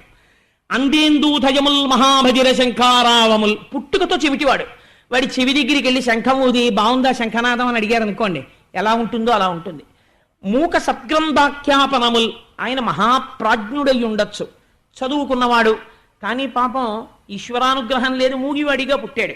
మీరు చాలా చదువుకున్నారు కదండి, మీరు ప్రవచనం చేయండి అని ఒక మూగివాడిని కూర్చోపెడితే ఆయన ప్రవచనం ఏం చెయ్యగలడో అలా ఉంటుంది. మూక సద్గ్రంథాఖ్యాపనముల్ నపుంసక వధూకాంక్షల్, నపుంసకుడైనటువంటి వాడికి స్త్రీ మీద కలిగిన కోరిక ఎలా ఉంటుందో అలా ఉంటుంది. నపుంసక వధూకాంక్షల్ క్రోడ సద్గంధంబుల్, పందికి తీసుకెళ్లి పన్నీర్ రాస్తే ఎలా ఉంటుందో అలా ఉంటుంది, అది వెంటనే మురుగుడు కాలువలోకి దూకేస్తుంది మళ్ళీని. భస్మ హవ్యంబులు, పూర్ణాహుతి అంతా అయిపోయి 3 రోజులు అయిపోయిన తర్వాత యజ్ఞగుండంలో బూడిది ఉంటే అందులోకి పట్టుకెళ్లి హవిస్సు వేస్తే ఎలా ఉంటుందో అలా ఉంటుంది. భస్మ హవ్యంబులు లుబ్ధ ద్రవ్యంబులు, ఆయన దగ్గర చాలా ఐశ్వర్యం ఉంది కానీ తన జ్వరాన్ని కూడా ఎవరికి అప్పివ్వడు, నా జ్వరం నేనే అనుభవిస్తాను నీకెందుకు ఇవ్వాలంటాడు. అటువంటి లుబ్ధుడు, అటువంటి వాడి దగ్గర ధనం నీకు ఎంత అక్కరకు వస్తుందో అటువంటిది. అన్నిటికన్నా చాలా గొప్పది ఏమిటో తెలుసానయ్య నాన్న, కృతఘ్నావళి బంధుత్వంబులు, వాడు కృతఘ్నుడు, చేసిన మేలు మరిచిపోతాడు. బ్రహ్మజ్ఞేచ సురాపేచ చోరే భగ్నవ్రతే తథా నిష్కృతిర్విహితా సిద్భి కృతఘ్నో నాస్తి నిష్కృతి అంటాడు కిష్కింధకాండలో లక్ష్మణుడు. అందుచేత కృతఘ్నుడు చేసిన ఉపకారాన్ని మరిచిపోయి ప్రవర్తించేవాడు, అటువంటి కృతఘ్నుడితో బంధుత్వం ఉంది. వాడు ఏం ఉపకారం చేస్తాడు నీకు? కృతఘ్నావళి బంధుత్వంబులు, ఇవన్నీ ఎలా ఉంటాయో ఒక్క భగవంతుణ్ణి విడిచిపెట్టి మిగిలినవన్నీ పట్టుకోవడం అలా ఉంటుంది. నాన్న మీరు ఎన్ని పట్టుకుంటే నాకెందుకు, నేను పట్టుకోవలసింది పట్టుకున్నాను, కాబట్టి నువ్వు ఏ చిట్టాలో ఉన్నావో చూసుకో నాన్న అన్నాడు. అంటే ఆశ్చర్యపోయాడు కొడుకు వంక చూసి, ఆపలేదు అక్కడితోటి. కమలాక్షు నర్చించు కర్రములు కర్రములు శ్రీనాథు వర్ణించు జింహ జింహ సురరక్షకుని చూచు చూట్కులు చూట్కులు శేషసాయికి మృక్కు శిరము శిరము విష్ణునాకర్ణించు వీనులు వీనులు మధువైరిద విలిన మనము మనము భగవంతు వలగొను పదములు పదములు పురుషోత్తముని మీది బుద్ధి బుద్ధి దేవదేవుని చింతించు దినము దినము చక్రహస్తుని ప్రకటించు చదువు చదువు కుంభినీదవు చెప్పెడి గురుడు గురుడు తండ్రి హరిజేరుమని ఎడి తండ్రి తండ్రి వాత పెట్టాడు చివర. నాన్న కమలాక్షు నర్చించు కర్రములు కర్రములు, కమలముల వంటి కన్నులున్న శ్రీమన్నారాయణుణ్ణి అర్చించిన చేతులేవో వాటికి చేతులని పేరు. కర్రములు కర్రములు శ్రీనాథు వర్ణించు జింహ జింహ, ఆ శ్రీ మహావిష్ణువు గురించి పరవశించిపోయి దవడలు నిప్పెట్టేటట్టుగా స్తోత్రం చెయ్యాలి. అందుకే అంటారు పోతన గారు భాగవతాన్ని ప్రారంభం చేస్తూనే చేతుల ఆరంగ శివ పూజ చేయడేని నోరు నవ్వంగ హరి కీర్తి నుడువడేని దయయు సత్యంబులోనుగా తలపడేని కలుగ నేటికి తల్లుల కడుపు చేటు అంటారు. శివకేశవ భేదం చూడమని చెప్పలేదు, అర్చన చేసేటప్పుడు ఒక మెట్టు పైన నిలబడి లింగాభిషేకం చేయమన్నారు. స్తోత్రం చేసేటప్పుడు నోరు నెప్పెట్టేటట్టు శ్రీ మహావిష్ణువుని స్తోత్రం చేయమన్నారు. రెండూ ఒక్కటే అన్న భావనతో తరించి పొమ్మని చెప్పింది శాస్త్రం. అందుచేత నాన్న ఆ శేషసాయికి మొక్కని శిరము శిరమా నాన్న, ఆ మహానుభావుడి గురించి కీర్తనము చెయ్యనటువంటి నోరు నోరా, ఆయనకి ప్రదక్షిణం చెయ్యని కాళ్ళు కాళ్ళ, ఆయనని లోపల ధ్యానం చెయ్యని మనస్సు మనస్సా, ఆయన గురించి చెప్పని గురువు గురువా, ఆయన్ని చేరుకోరా అని చెప్పలేని తండ్రి తండ్రి నాన్న అన్నాడు. అంటే ఇప్పుడు ఏమనుకోవాలి హిరణ్యకశిపుడు అని అన్నాడు. నాన్న నీకు ఇంకొక మాట చెప్తాను. కంజాక్షునకు కాని కాయంబు కాయమే పవన గుంభిత చర్మ భస్త్రికాక వైకుంఠు పొగడని వక్త్రంబు వక్త్రమే ఢమఢమధ్వనితోడి ఢక్కగాగా కమలేషు చూడని కన్నులు కన్నులే తను కుడ్జజాల రంధ్రములు కాక చక్రిచింతలేని జన్మంబు జన్మమే తరల సలిలనుద్భుతంబుగాక విష్ణుభక్తిలేని విభుదుండు విభుదుడే పాదయుగము తోడి పశువుగాక అన్నాడు. కంజాక్షునకు కాని కాయంబు కాయమే పవన గుంభిత చర్మభస్త్రికాక. ఈశ్వరుడు ఎంతటి మహోదారుడంటే మహానుభావుడు. అందుకే విశ్వకర్మ మనుస్పష్టాస్తవిష్టస్తవిరోత్పృమ. ఆయన నిర్మించిన ఈ శరీరం ఎంత గొప్పది, ఆయన ఆజ్ఞ ఎంత గొప్పది. 2 ముక్కులు, 2 కళ్ళు, 2 చెవులు, 6, నోరు 7, మలద్వారం 8, మూత్రద్వారము 9 అనేటటువంటి 9 రంధ్రములు కలిగినటువంటి ఒక తోలు తిత్తి ఎందు ప్రాణ అపాన వ్యాన ఉదాన సమాన నాగ కూర్మ కృకర ధనంజయ దేవదత్తములు అనేటటువంటి 10 వాయువులు ఆయన శాసనమయ్యేంత వరకు బయటికి వెళ్ళడానికి వీల్లేదు. అలా నిక్షేపించి నడిపిస్తున్నటువంటి పరమాత్మని తలుచుకోనటువంటి వాడు కంజాక్షునకుగా నికాయంబు కాయమే పవన గుంభిత చర్మ భస్త్రికాక. ఆ కంజాక్షుణ్ణి సేవించడానికి సిద్ధపడనటువంటి శరీరం అది శరీరం, ఆ తోలు తిత్తి. ఆయనకి సేవ చెయ్యడానికి ఇలా ముందుకు రాని చెయ్య అది తలుపుకున్న గడియ. ఆయనని స్తోత్రం చెయ్యని నోరా అది ఢమఢమ శబ్దంతో కూడుకున్న ఢక్క. ఆయనకి ప్రదక్షిణం చెయ్యడానికి ఇష్టపడనటువంటి కాళ్ళ అవి పశువు యొక్క కాళ్ళు. ఆయనని తలుచుకోని రోజా విస్మృతి చేత మరణము పీనుగుగా తిరిగాడు. అందుచేత నాన్న చెయ్యవలసినది ఏమైనా ఉంటే ఒక్క ఆయన కైంకర్యము చెయ్యడానికే మనిషి బ్రతకాలి. అటువంటి బుద్ధితో ఉండాలి నాన్న అన్నాడు. అంటే ఇప్పుడు కోపం ఎవరి మీదకి తిరిగిందో తెలుసా అండి? ఆపట్లేదు, పద్యం వెనకాల పద్యం చెప్పేస్తున్నాడు. మేమేం చెప్పలేదు మహాప్రభో అన్నట్టుగా ముందు హడిలిపోయి చూస్తున్న వాళ్ళు చండామర్కులు చూస్తున్నారు. ఈ పిల్లాడు చెప్తున్న పద్యాలు చూసి గురువుల వంక చూశాడు. వజ్రలు నేర్పని మది మజ్జాతుడవైన నీకు మరి యవ్వనిచే నుజ్జాలమయ్య బాలక తజ్జనులం పేరు కొనుము తగనామ్రోలన్. ఎంత అహంకారమో చూడండి. వజ్రలు నేర్పని మది గురువులు చెప్పలేదు అని వాళ్ళ సంజ్ఞలు చెప్పేస్తున్నాయి. వాళ్ళు హడిలిపోయి చూస్తున్నారు వీడికి ఎక్కడొచ్చాయి ఈ పద్యాలని. వజ్రలు నేర్పని మది మజ్జాతుడవైన నీకు మరి ఎవ్వరిచే నుజ్జాలమయ్య బాలక. నా జాతిలో పుట్టావు రాక్షసుడిగా, కానీ నీకు మరి ఎక్కడి నుంచి వచ్చాయి ఈ పద్యాలన్నీ? ఎలా చెప్తున్నావు శ్రీమన్నారాయణుణ్ణి సేవించాలని? నీకు ఈ భక్తి ఎలా కలిగింది? తజ్జనులం పేరు కొనుము తగనామ్రోలన్. వాళ్ళెవరో నాకు చెప్పరా, వాళ్ళ సంగతి చూస్తాను అన్నాడు. అంటే ప్రహ్లాదుడు అన్నాడు, ఒకళ్ళ పేరు చెప్తే ఏం చేస్తావు నాన్న? పీక తీసేస్తావు. కానీ నేనొకటి చెప్పనా? నీలాంటి వాడికి శ్రీమన్నారాయణుని గురించి చెప్పిన వాళ్ళు ఉన్నారు అని చెప్పినా నీకు అర్థం కాదు. ఎందుకంటే ఉన్న కళ్ళు మూసుకున్నావు నువ్వు. అచ్చపు చీకటింబడి నువ్వు పడిపోయినది మహాంధకారంలో, చీకట్లో పడిపోయి ఉన్నావు. చచ్చుచు పుట్టుచున్మరల చెర్విత చైర్వినలైన వారికి జెచ్చెర పుట్టునే పరుల చెప్పిననైన ఏమిచ్చిననైన నిజెచ్చనైన కానలకు ఏగిననైన హరిప్రబోధముల్. అజ్ఞానంలో పడిపోయిన వాడికి వేదం ఒకటిందిరా, గురువులున్నారా, నారదుడున్నారా, మహర్షులున్నారా, వాళ్ళు చెప్పినటువంటి భక్తి ఉందిరా, జ్ఞానం ఉందిరా, వైరాగ్యం ఉందిరా అంటే వాడి తలకెక్కుతుందా? నాకెందుకండి నాన్నగారు ఇవన్నీ అంటాడు, నాకెందుకండి ఇవన్నీ అంటాడు. ఎందుకని? వాడు కళ్ళు మూసుకున్నాడు బలవంతంగా. అచ్చపు చీకటింపటి గృహవ్రతులై వాడు ఎప్పుడూ వాడికి సంసారం తప్ప ఇంకోటి అక్కర్లేదు. అటువంటి వాడికి నాన్న ఒకడు చెప్తే మాత్రం తెలుస్తుందా ఎవరు చెప్పారు అని అడుగుతున్నావు. ఒకవేళ అలాంటి వాడు అరణ్యంలోకి వెళ్ళి కూర్చుంటే వాడి మనస్సు నిలబడుతుందా నాన్న? నిలబడదు, మళ్ళీ సంసారాల వైపే పరిగెడుతుంటుంది. అటువంటి వాడిని పరులు చెప్పిననైనా నిజెచ్చనైనా కానలకు ఏగిననైనా అరణ్యాలకు వెళ్ళిపోయినా తనలోంచి తాను బుద్ధి పుట్టదు.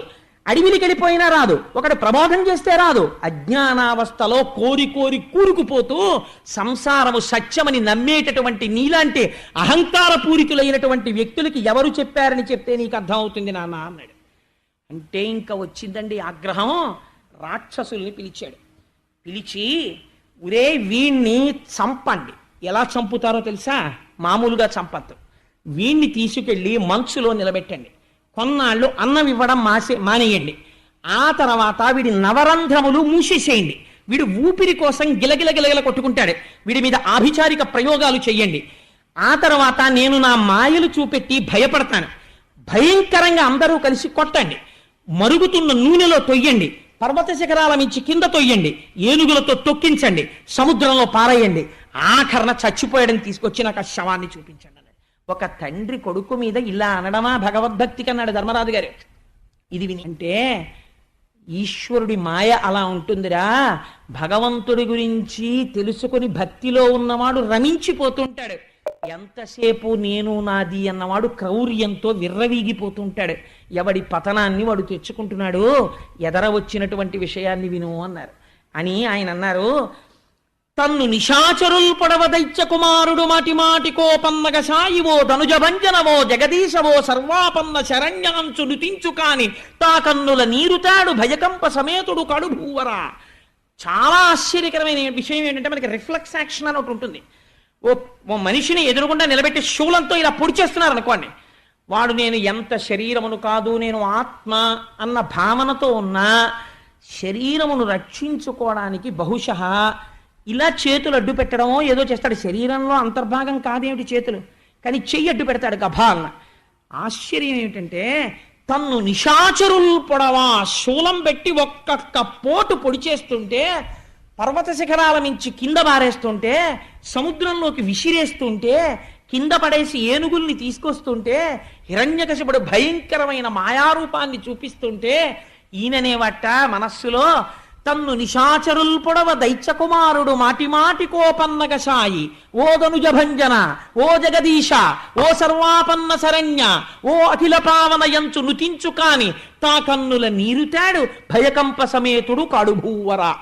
అలా పొడి చేయడానికి వచ్చేస్తున్న వాళ్ళల్లో, శూలంలో, రాక్షసుల్లో, తండ్రిలో, అందరిలో, అంతటా, సముద్రంలో, పర్వతంలో, పర్వత శిఖరంలో, కింద పడిపోతున్నప్పుడు ఒంటికి తగులుతున్న వాయువులో, కింద పడిపోతున్న భూమిలో, అంతటా శ్రీమన్నారాయణుణ్ణి చూసి పొంగిపోతుంటే గుప్త రూపంలో స్వామి లక్ష్మీ సహితుడై వచ్చి ఆయన్ని పట్టుకుంటున్నాడు. ఇంతమంది కలిసి కుమ్మితే ఒళ్ళు నిప్పెట్టదు, చెమట పట్టదు, ఎముకలు విరగవు, ఏమీ జరగవు. ఈశ్వరుణ్ణి నమ్ముకున్న వాడికి లోటు ఎక్కడి నుంచి ఉంటుందండి?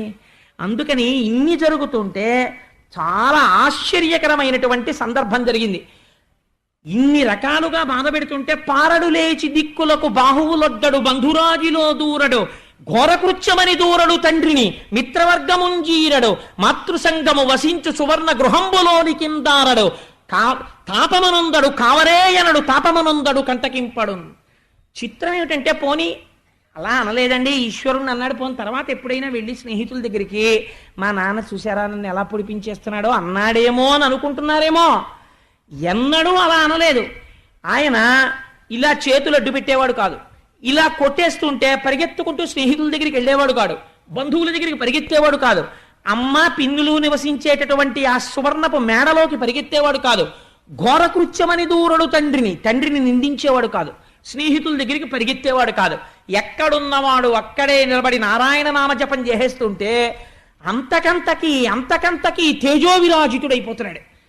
ఒక్కొక్క వార్త వస్తోంది, అయా ఏనుగులతో తొక్కించేశాం, కానీ ఏమి చిత్రమో చెమట పట్టలేదు, ఇంకా ఆశ్చర్యం చెప్పమా భూమిలో పాతేశాం. మీరు భాగవతం చదవండి. ప్రకృతికి అతీతమైనటువంటి స్థితిని పొందాడండి. ఈశ్వరుడి యొక్క రక్షణ పొందిన వాడికి రక్షణము కలిగి సాధుడు ఈశ్వరుడి చేత రక్షింపబడు, రక్షణము లేక అసాధుడు శిక్షితుడగు కలుడు చేత పాప చిత్తుండగుటంటారు పోతన గారు. ఈశ్వరుణ్ణి మాత్రమే నమ్ముకుని పూర్వజన్మలలో ఆయన పాదములు పట్టుకున్నవారు ఎంత చిత్రంగా బతికేస్తారంటే మన ఊహకందదు.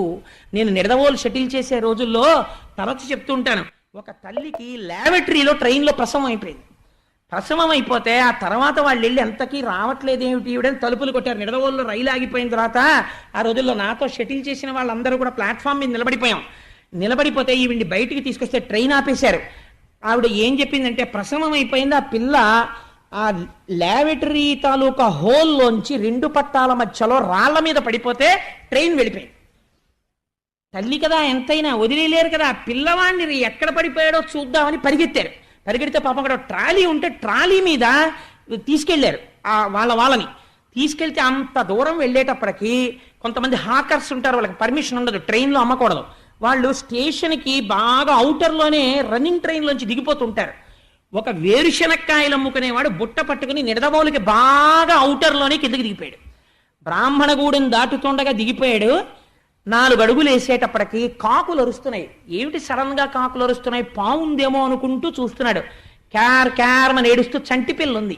ఆ పిల్లకేం తెలుసు, రైలు వెళ్ళిపోయింది, ఇంతే పిల్ల తగలలేదేమి, నీ రైలు వెళ్ళిపోయింది. ఆ పిల్లని తీసి వేరుశనక్కాయల బుట్టలో పెట్టుకుని నిడదవోలు స్టేషన్కి ఎదురొచ్చాడు వాడు. ఈ పిల్లని తీసుకొచ్చి తల్లికి అప్పచెప్తే, నిజంగా ఆ రోజున మీరు నమ్మండి నమ్మకపోండి, మా జీవితంలో ఏదో అవుట్ ఆఫ్ టర్న్ ప్రమోషన్ వచ్చేసి మమ్మల్ని ఎస్ఆర్ఎం పోస్ట్లో వేసేస్తే ఎంత ఆనందపడిపోతామో అంత ఆనందపడిపోయాం. ఎందువల్ల అంటే ఆ బిడ్డ ఏమిటి, ఎక్కడో పడిపోవడం ఏమిటి, తల్లికి దక్కడం ఏమిటి, ఏం ఆశ్చర్యం నిజంగా. ఇప్పుడు చెప్పండి, ఈశ్వరుని యొక్క అనుగ్రహం ఉన్నవాడు ఎందుకు రక్షింపబడడు? మీకు చెప్పి రక్షించాలా? ఇలా ఉంటుందంటే మోడసాపరండి, ఇలా ఉండి రక్షిస్తానని మీకు చెప్పాలా? మీకు కావలసింది రక్షణ అంతే. ఆయన తలుచుకున్న నాడు పంచభూతములు ఆయన ఎందుకు రక్షించలేడు? రక్షించగలడు. అందుచేత ప్రహ్లాదుని ఆయన రక్షించుకున్నాడు, తనవాడైన కారణం చేత, తన యందు భక్తి కలిగిన వాడైన కారణం చేత. అయితే ఆశ్చర్యకరమైన విషయం ఏమిటో తెలుసా అండి? ఏడుస్తున్నవాడు ఒకడు ఉన్నాడు, తల పట్టుకుని నిద్ర లేకుండా రాత్రింబవళ్ళు దీనవదనంతో కూర్చుని ఉన్నట్ట. ధర్మరాజు గారైతే ఈ ఘట్టం విని తెల్లబోయాడండి. పోతన గారు అంటారు, ముంచితి వార్తులం గదల మొత్తితి శైల తటంబులందు ద్రొబ్బించితి, శత్రరాజి పొడిపించితి మీద నిభేంద్ర పంక్తి రొప్పించితి, ధిక్కరించితి శపించితి ఘోర దవగ్నులందు త్రోయించితి, పెక్కుపట్లు నలగించితి, చావడిదేమి చిత్రము. వాడు ఎందుకు బెంగెట్టుకున్నాడంటే, మాట్లాడరా అంటే నారాయణ అంటాడు. కొంచెం చంపి అవతల పారేద్దామంటే చంపడానికి ఎన్నున్నాయో అన్నింటితోటి ప్రయోగించాడు, చచ్చిపోడు.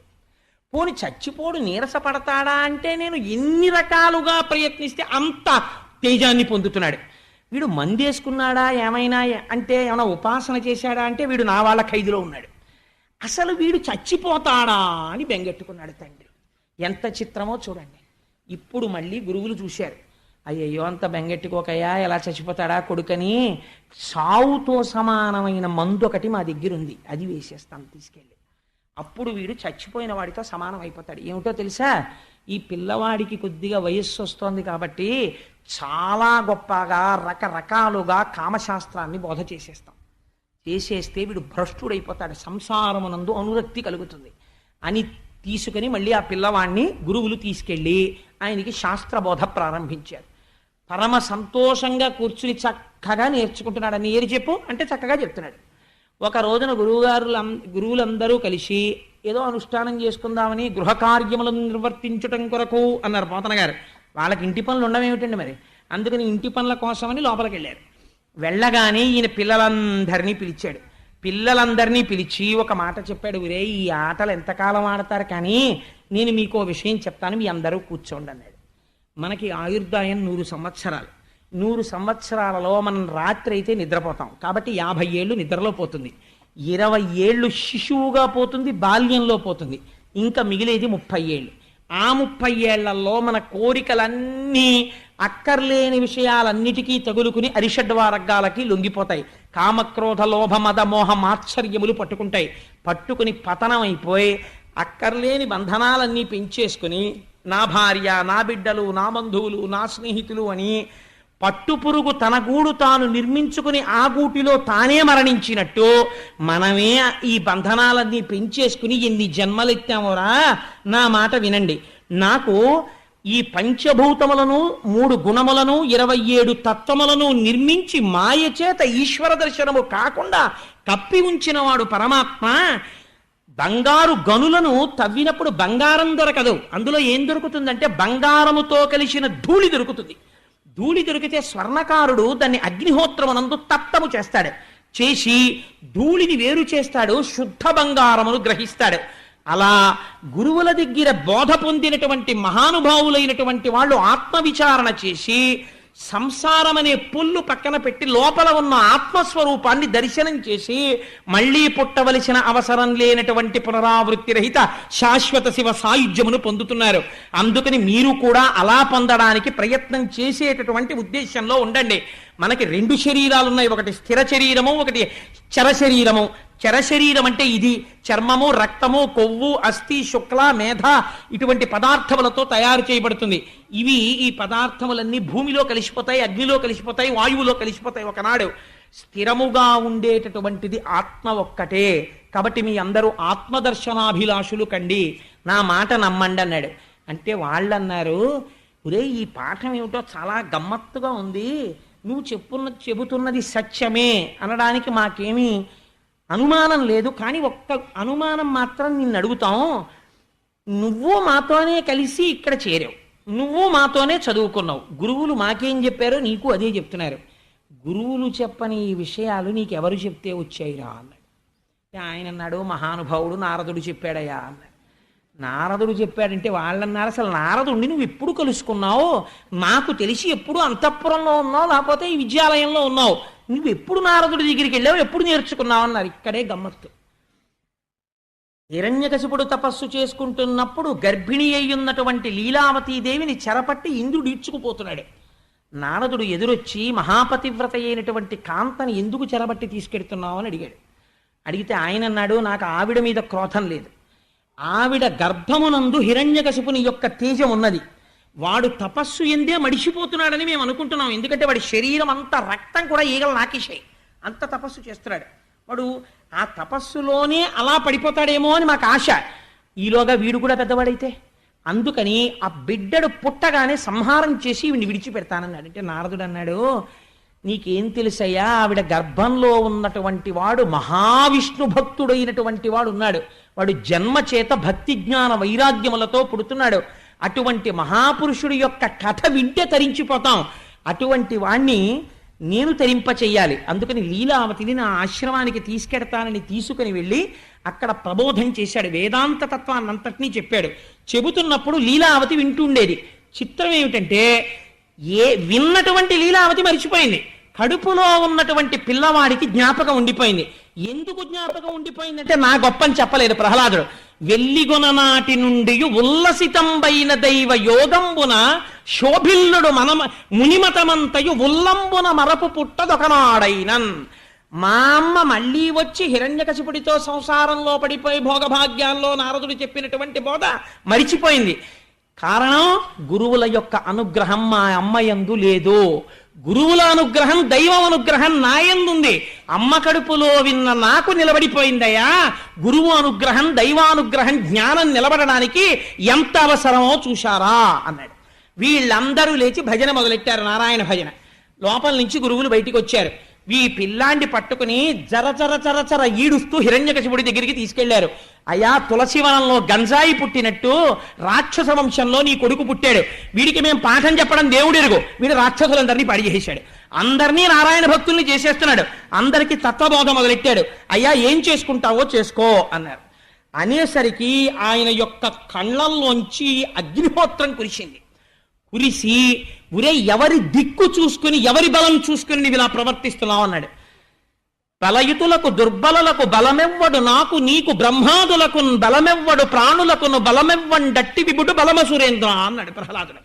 నాన్న, బలమెవ్వరు, నీకు దిక్కెవరని అడుగుతావు ఏమిటి? నీలో బలానికి కారణం ఎవరో వాడే నాలో బలానికి కారణం.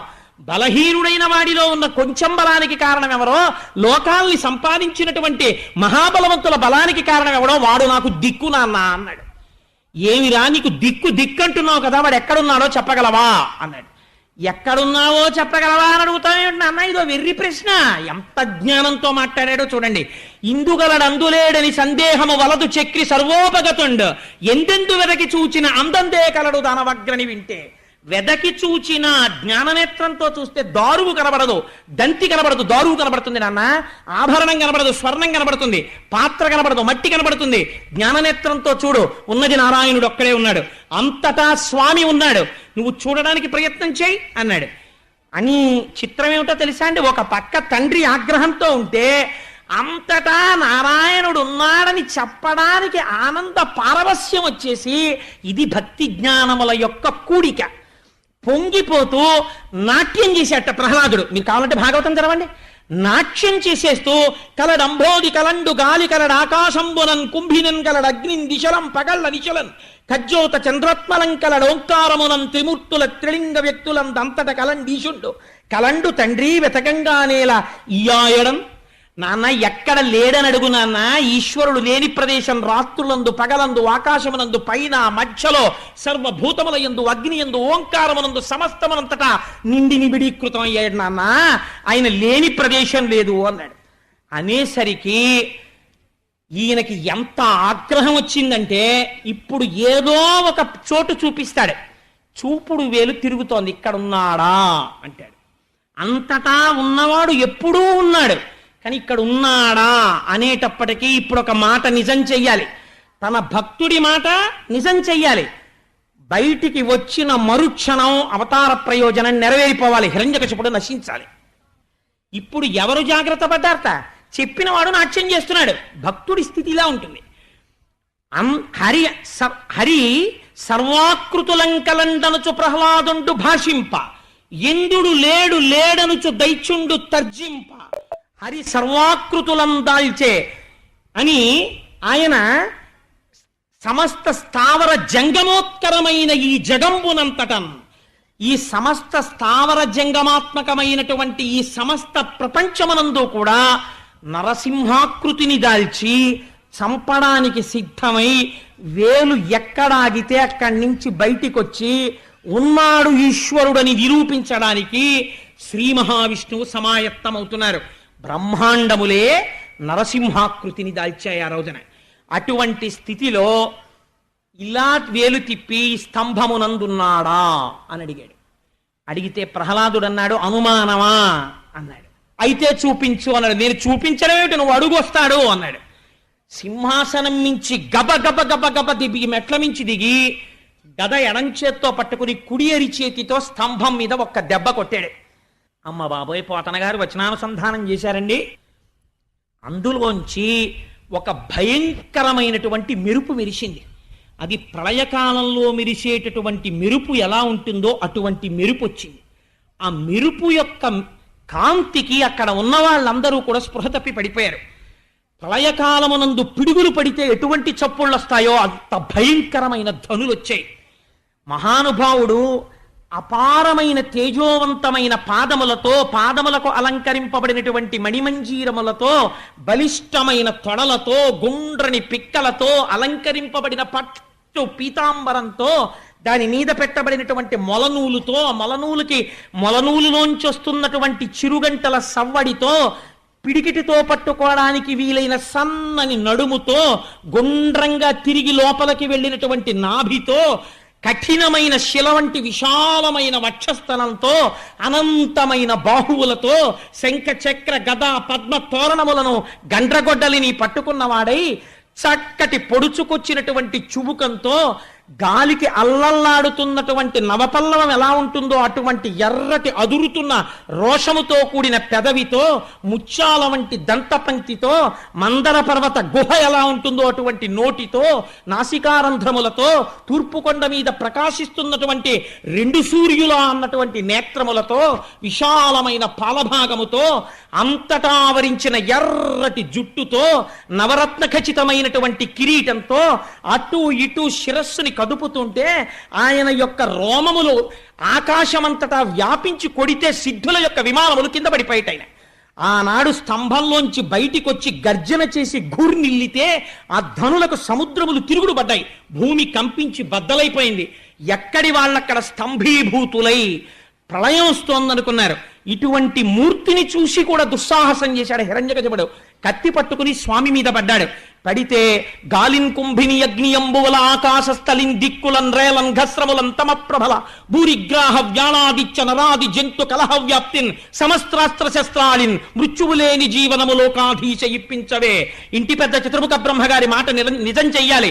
ఆ స్తంభంలోంచి బయటికొచ్చి చంద్రహాసాన్ని దూస్తున్నటువంటి హిరణ్యకశిపుణ్ణి ఆనాడు తాను ఎలా ప్రతిజ్ఞ చేశాడో అలా కలుగులోంచి బయటికొచ్చిన నాగుపాము అటుగా విడుతున్న ఎలకని ఒడిసి పట్టినట్టు తన ఎడమ చేతితో హిరణ్యకశిపుడి యొక్క తొడ పట్టుకుని గడప దగ్గరికి తీసుకెళ్లి ప్రళయకాలంలో వచ్చేటటువంటి ధ్వనినాంటి గర్జన చేస్తూ ఆ గడప మీద కూర్చుని తన తొడల మీద పారేసి భయంకరమైనటువంటి కనుబొమలని వేయి ఇంద్రధనస్సులొక్కసారి మెరిచినట్టు ముడివేసి ఘోరమైన స్వరూపంతో ఇలా చూస్తుంటే మిరిసిపోతున్న దంస్ట్రలు, ఆ నోరు, కాలనాగు వేలాడుతున్నట్టున్న నాలుక, పెద్ద పెద్ద గోళ్ళు, అటువంటి స్వామి ఇన్ని బాహువులనిత్త గోళ్ళు చూపిస్తుంటే ఆయన స్వరూపాన్ని చూసి పువ్వులోకి వెళ్ళినటువంటి కందిరీగ తుమ్మెదని చూసి అన్నీ మరిచిపోయినట్టు ఆయననే చూసి కాళ్ళు చేతులు వేలాడేసి ఆయనకి లొంగిపోతే ఆగ్రహంతో తన భక్తుణ్ణి ఇన్ని కష్టాలు పెట్టాడన్న క్రోధంతో మాట తప్పకుండా ఇంట్లో కాదు, బయట కాదు, గడప మీద, ఆకాశంలో కాదు, భూమి మీద కాదు, తొడల మీద, అస్త్రము కాదు, శస్త్రము కాదు, ప్రాణమున్నది కాదు, ప్రాణము లేనిది కాదు, గోళ్ల చేత, కింద కాదు, పైన కాదు, తొడల మీద, మనిషి కాదు, జంతువు కాదు, నరసింహావతారంతో, భయంకరమైన స్వరూపంతో, విశేషమైనటువంటి క్రౌర్యంతో ఆ గోళ్ళని పొట్టలోకి దింపి భేదించి, ఆనాడు భూమిని తవ్వడానికి తౌగోలు ఎలా వాడతారో ఆ గోళ్ళను అలా వాడి హృదయాన్ని పట్టుకుని పైకి తీసి గండ్రగొడ్డలి పెట్టి ఉరప్పంజరాన్ని బద్దలగొట్టి హృదయ క్షేత్రాన్ని చేతిలో పట్టుకుని గుండ కింద నలిపేసి చేతిలో కొడవళ్ళు పట్టుకున్నట్టు ఆ కండలు తింపి ముక్కలు చేసి తుంపి అవతల పారేసి నెత్తురు తీసి దోషిళ్లతో నోట పోసుకుని ప్రేగులు తీసి మెడ వేసుకుని ప్రళయ గర్జన చేస్తూ నృసింహావతారం నించుంది. చంద్రశేఖర పరమాచార్య స్వామి ఒక మాట అంటారు, అసుర సంధ్య వేళలో కేవలము పరమశివ దర్శనమే, అన్యదేవతా దర్శనం చెయ్యరు. కానీ అర్ధరాత్రి లేదు, అసుర సంధ్య లేదు, ఉదయం లేదు, రాత్రి లేదు, షట్కాల పూజలు అందుకున్న పరమశివుడిలా అసుర సంధ్య వేళలో కూడా దర్శనము చెయ్యడానికి యోగ్యమైన మూర్తి నరసింహమూర్తి అని చంద్రశేఖర పరమాచార్య స్వామి నిర్ధారణ చేశారు. మహానుభావుడు మా శంకర భగవత్పాదుల్ని కరావలంబం అని స్తోత్రం చేస్తే ఆనాడు నరసింహావతారమే వచ్చి మా స్వామికి మా జగద్గురువుల యొక్క చేతులు రక్షించింది. అటువంటి స్వామి నరసింహావతారం అంటే ఆరోగ్యానికి రక్ష, ప్రాణములకు రక్ష. ఆయన్ని నమ్ముకున్న వాడికి లోటు లేదు. ఉగ్ర నరసింహుడని పిలిచారు. ఆయన వెళ్ళి లేచి సింహాసనం ఎక్కుతుంటే ఆసురీ గణములు మీద పడ్డాయి. అనేకమైనటువంటి చేతులు పైకెత్తి ఆయుధాలతో కొన్ని కోట్ల అసురుల్ని మట్టు పెట్టాడు. ఒక్కడే సింహాసనం ఎక్కి కూర్చొని పాదపీఠం మీద ఆ పాదములుంచి కూర్చుంటే ఆనాడు బ్రహ్మగారు, దేవతలు, యక్షులు, గంధర్వులు, కిన్నెరులు, కింపురుషులు అందరూ వచ్చేశారు. స్వామిని అనేక విధముల స్తోత్రములు చేశారు. కానీ ఆయన గూర్నిల్లుతున్నటువంటి శబ్దానికి, ఆయన చేస్తున్నటువంటి ప్రళయ గర్జనలకు ఎవ్వరూ తట్టుకోలేకపోయారు. తట్టుకోలేక దగ్గరికి వెళ్ళలేకపోయారు. వెళ్ళలేక భయపడిపోతున్నటువంటి సమయంలో అమ్మా నిత్యానపాయనీం వీరవద్యాం దేవదేవ దివ్య మహిషీం అని నీకు పేరు కదా తల్లి, నువ్వు మాత్రమే ఆ స్వామివారి యొక్క ఇంత భయంకరమైనటువంటి స్వరూపాన్ని ప్రళయశాంతిని, ఆయనకి ఉపశాంతిని చెయ్యగలవు, అందుకనమ్మా నువ్వు వెళ్ళమ్మా దగ్గరికి అన్నారు. సృష్టిలో ఎన్నడూ లేని విచిత్రం జరిగిందండి. ఆవిడంది, ప్రళయార్క బింబంబు పగిదినున్నదిగా నిన్నెమ్మోము పూర్ణేందు నిభము కాదు, సికి శిఖా సంఘంపు చెలువుసు పెడుకా నిచుట్కి ప్రసాద భాసురము కాదు, వీర రౌద్రాద్ధౌతావేశమొప్పెడు కాని భూరి కృపారస స్ఫుట్టి కాదు, భయత దంస్ట్రాకుర ప్రభలు గప్పెడు కాని దరహాసితాంబుజాతంబు కాదు, కఠిన కర నారసింహ విగ్రహము కాని కామినీజన సులభ విగ్రహము కాదు, విన్నదియు కాదు తొల్లినే విష్ణు వలన కన్నదియు కాదు భీషణాకారమగుచు. ఇదేదో ప్రళయకాలంలో ప్రకాశించే సూర్యబింబంలా ఉంది, కానీ నేను సేవించే స్వామివారి ముఖమండలంలా లేదు. మా స్వామి ఎప్పుడూ ఇలా నవ్వుతూ ఉండేటటువంటి దయారసంతో కూడిన ముఖం కాదు. ఆయన ముఖం చూస్తేనే నాకు భయం వేస్తోంది. అసలు ఆ శరీరం ఏమిటి? మృగం కాదు, నరుడు కాదు. ఆ నరసింహావతారం, ఆ రక్తం, ఆ మెడలో ఆ ప్రేగులు, ఆయన దర్శనం చేసేటప్పటికే భయం వేస్తోంది.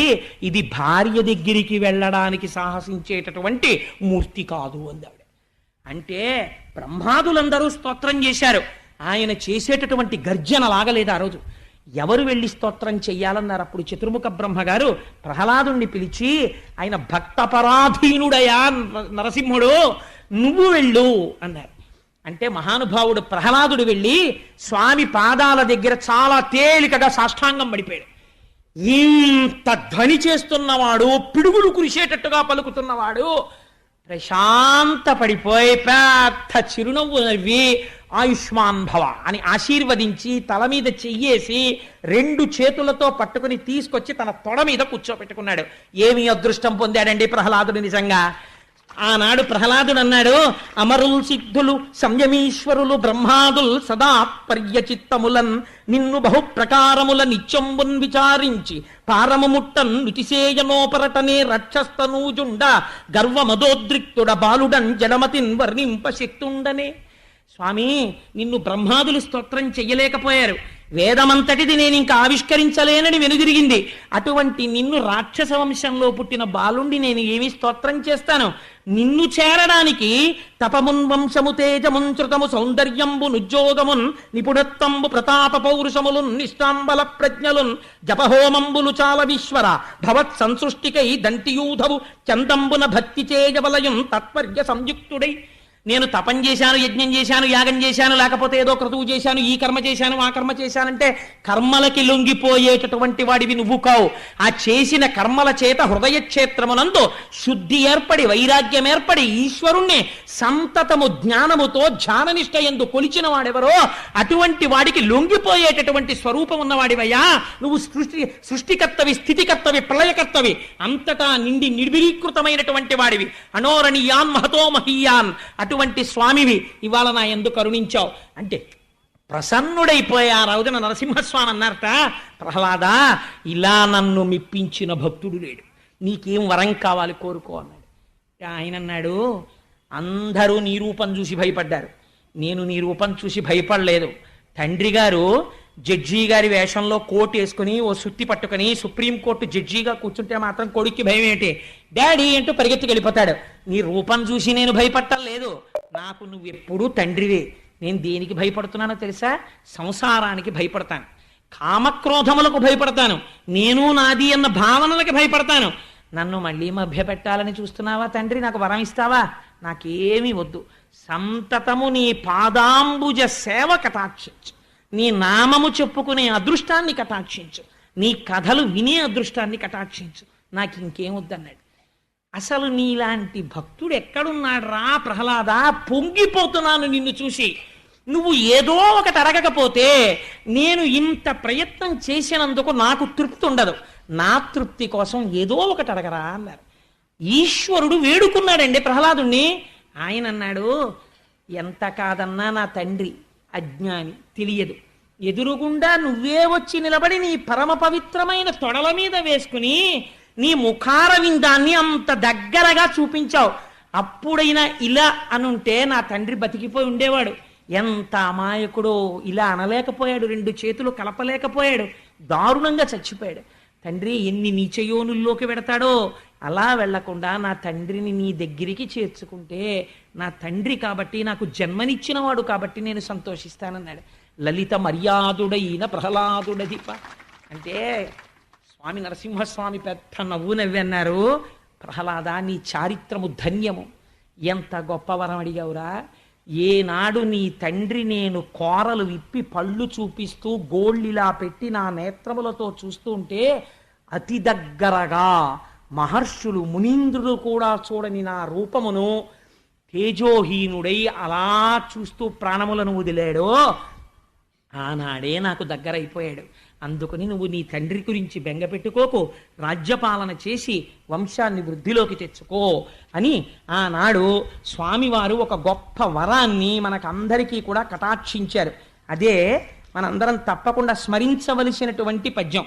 ఆ పద్యంలో స్వామి అంటారు, ఈ ఆఖ్యానాన్ని ప్రహ్లాదోపాఖ్యానాన్ని ఎవరు పరమ భక్తి శ్రద్ధలతో చేతులు కైమోడ్చి ఈశ్వరుడున్నాడు అన్న పూనికతో వింటున్నారో, ఉగ్ర నరసింహమూర్తి అయి తన భక్తులని బాధ పెట్టిన వాడి పట్ల కోపము తెచ్చుకున్న స్వామి యొక్క మూర్తి యొక్క వర్ణనమును వింటున్నారో, మళ్ళీ భక్తుడు చేసిన స్తోత్రమునకు ప్రసన్నుడైన మూర్తి కథని విన్నారో, అటువంటి వారికి ఇంకా యమధర్మరాజు యొక్క దర్శనము ఉండదు. వారికి ఇక్కడే నేను భక్తిని, కర్మని, వైరాగ్యాన్ని, జ్ఞానాన్ని ఇచ్చి ఆ జ్ఞానము చేత మోక్షమునిచ్చి వారందరినీ తరింపచేస్తాను అని అభయం ఇచ్చారు. ఇవాళ మనందరికీ కూడా ఆనాడు శ్రీమన్నారాయణుడు ఎలా వచ్చాడో గురువే కదా, దైవతములంచు గురువుల తలచువాడు.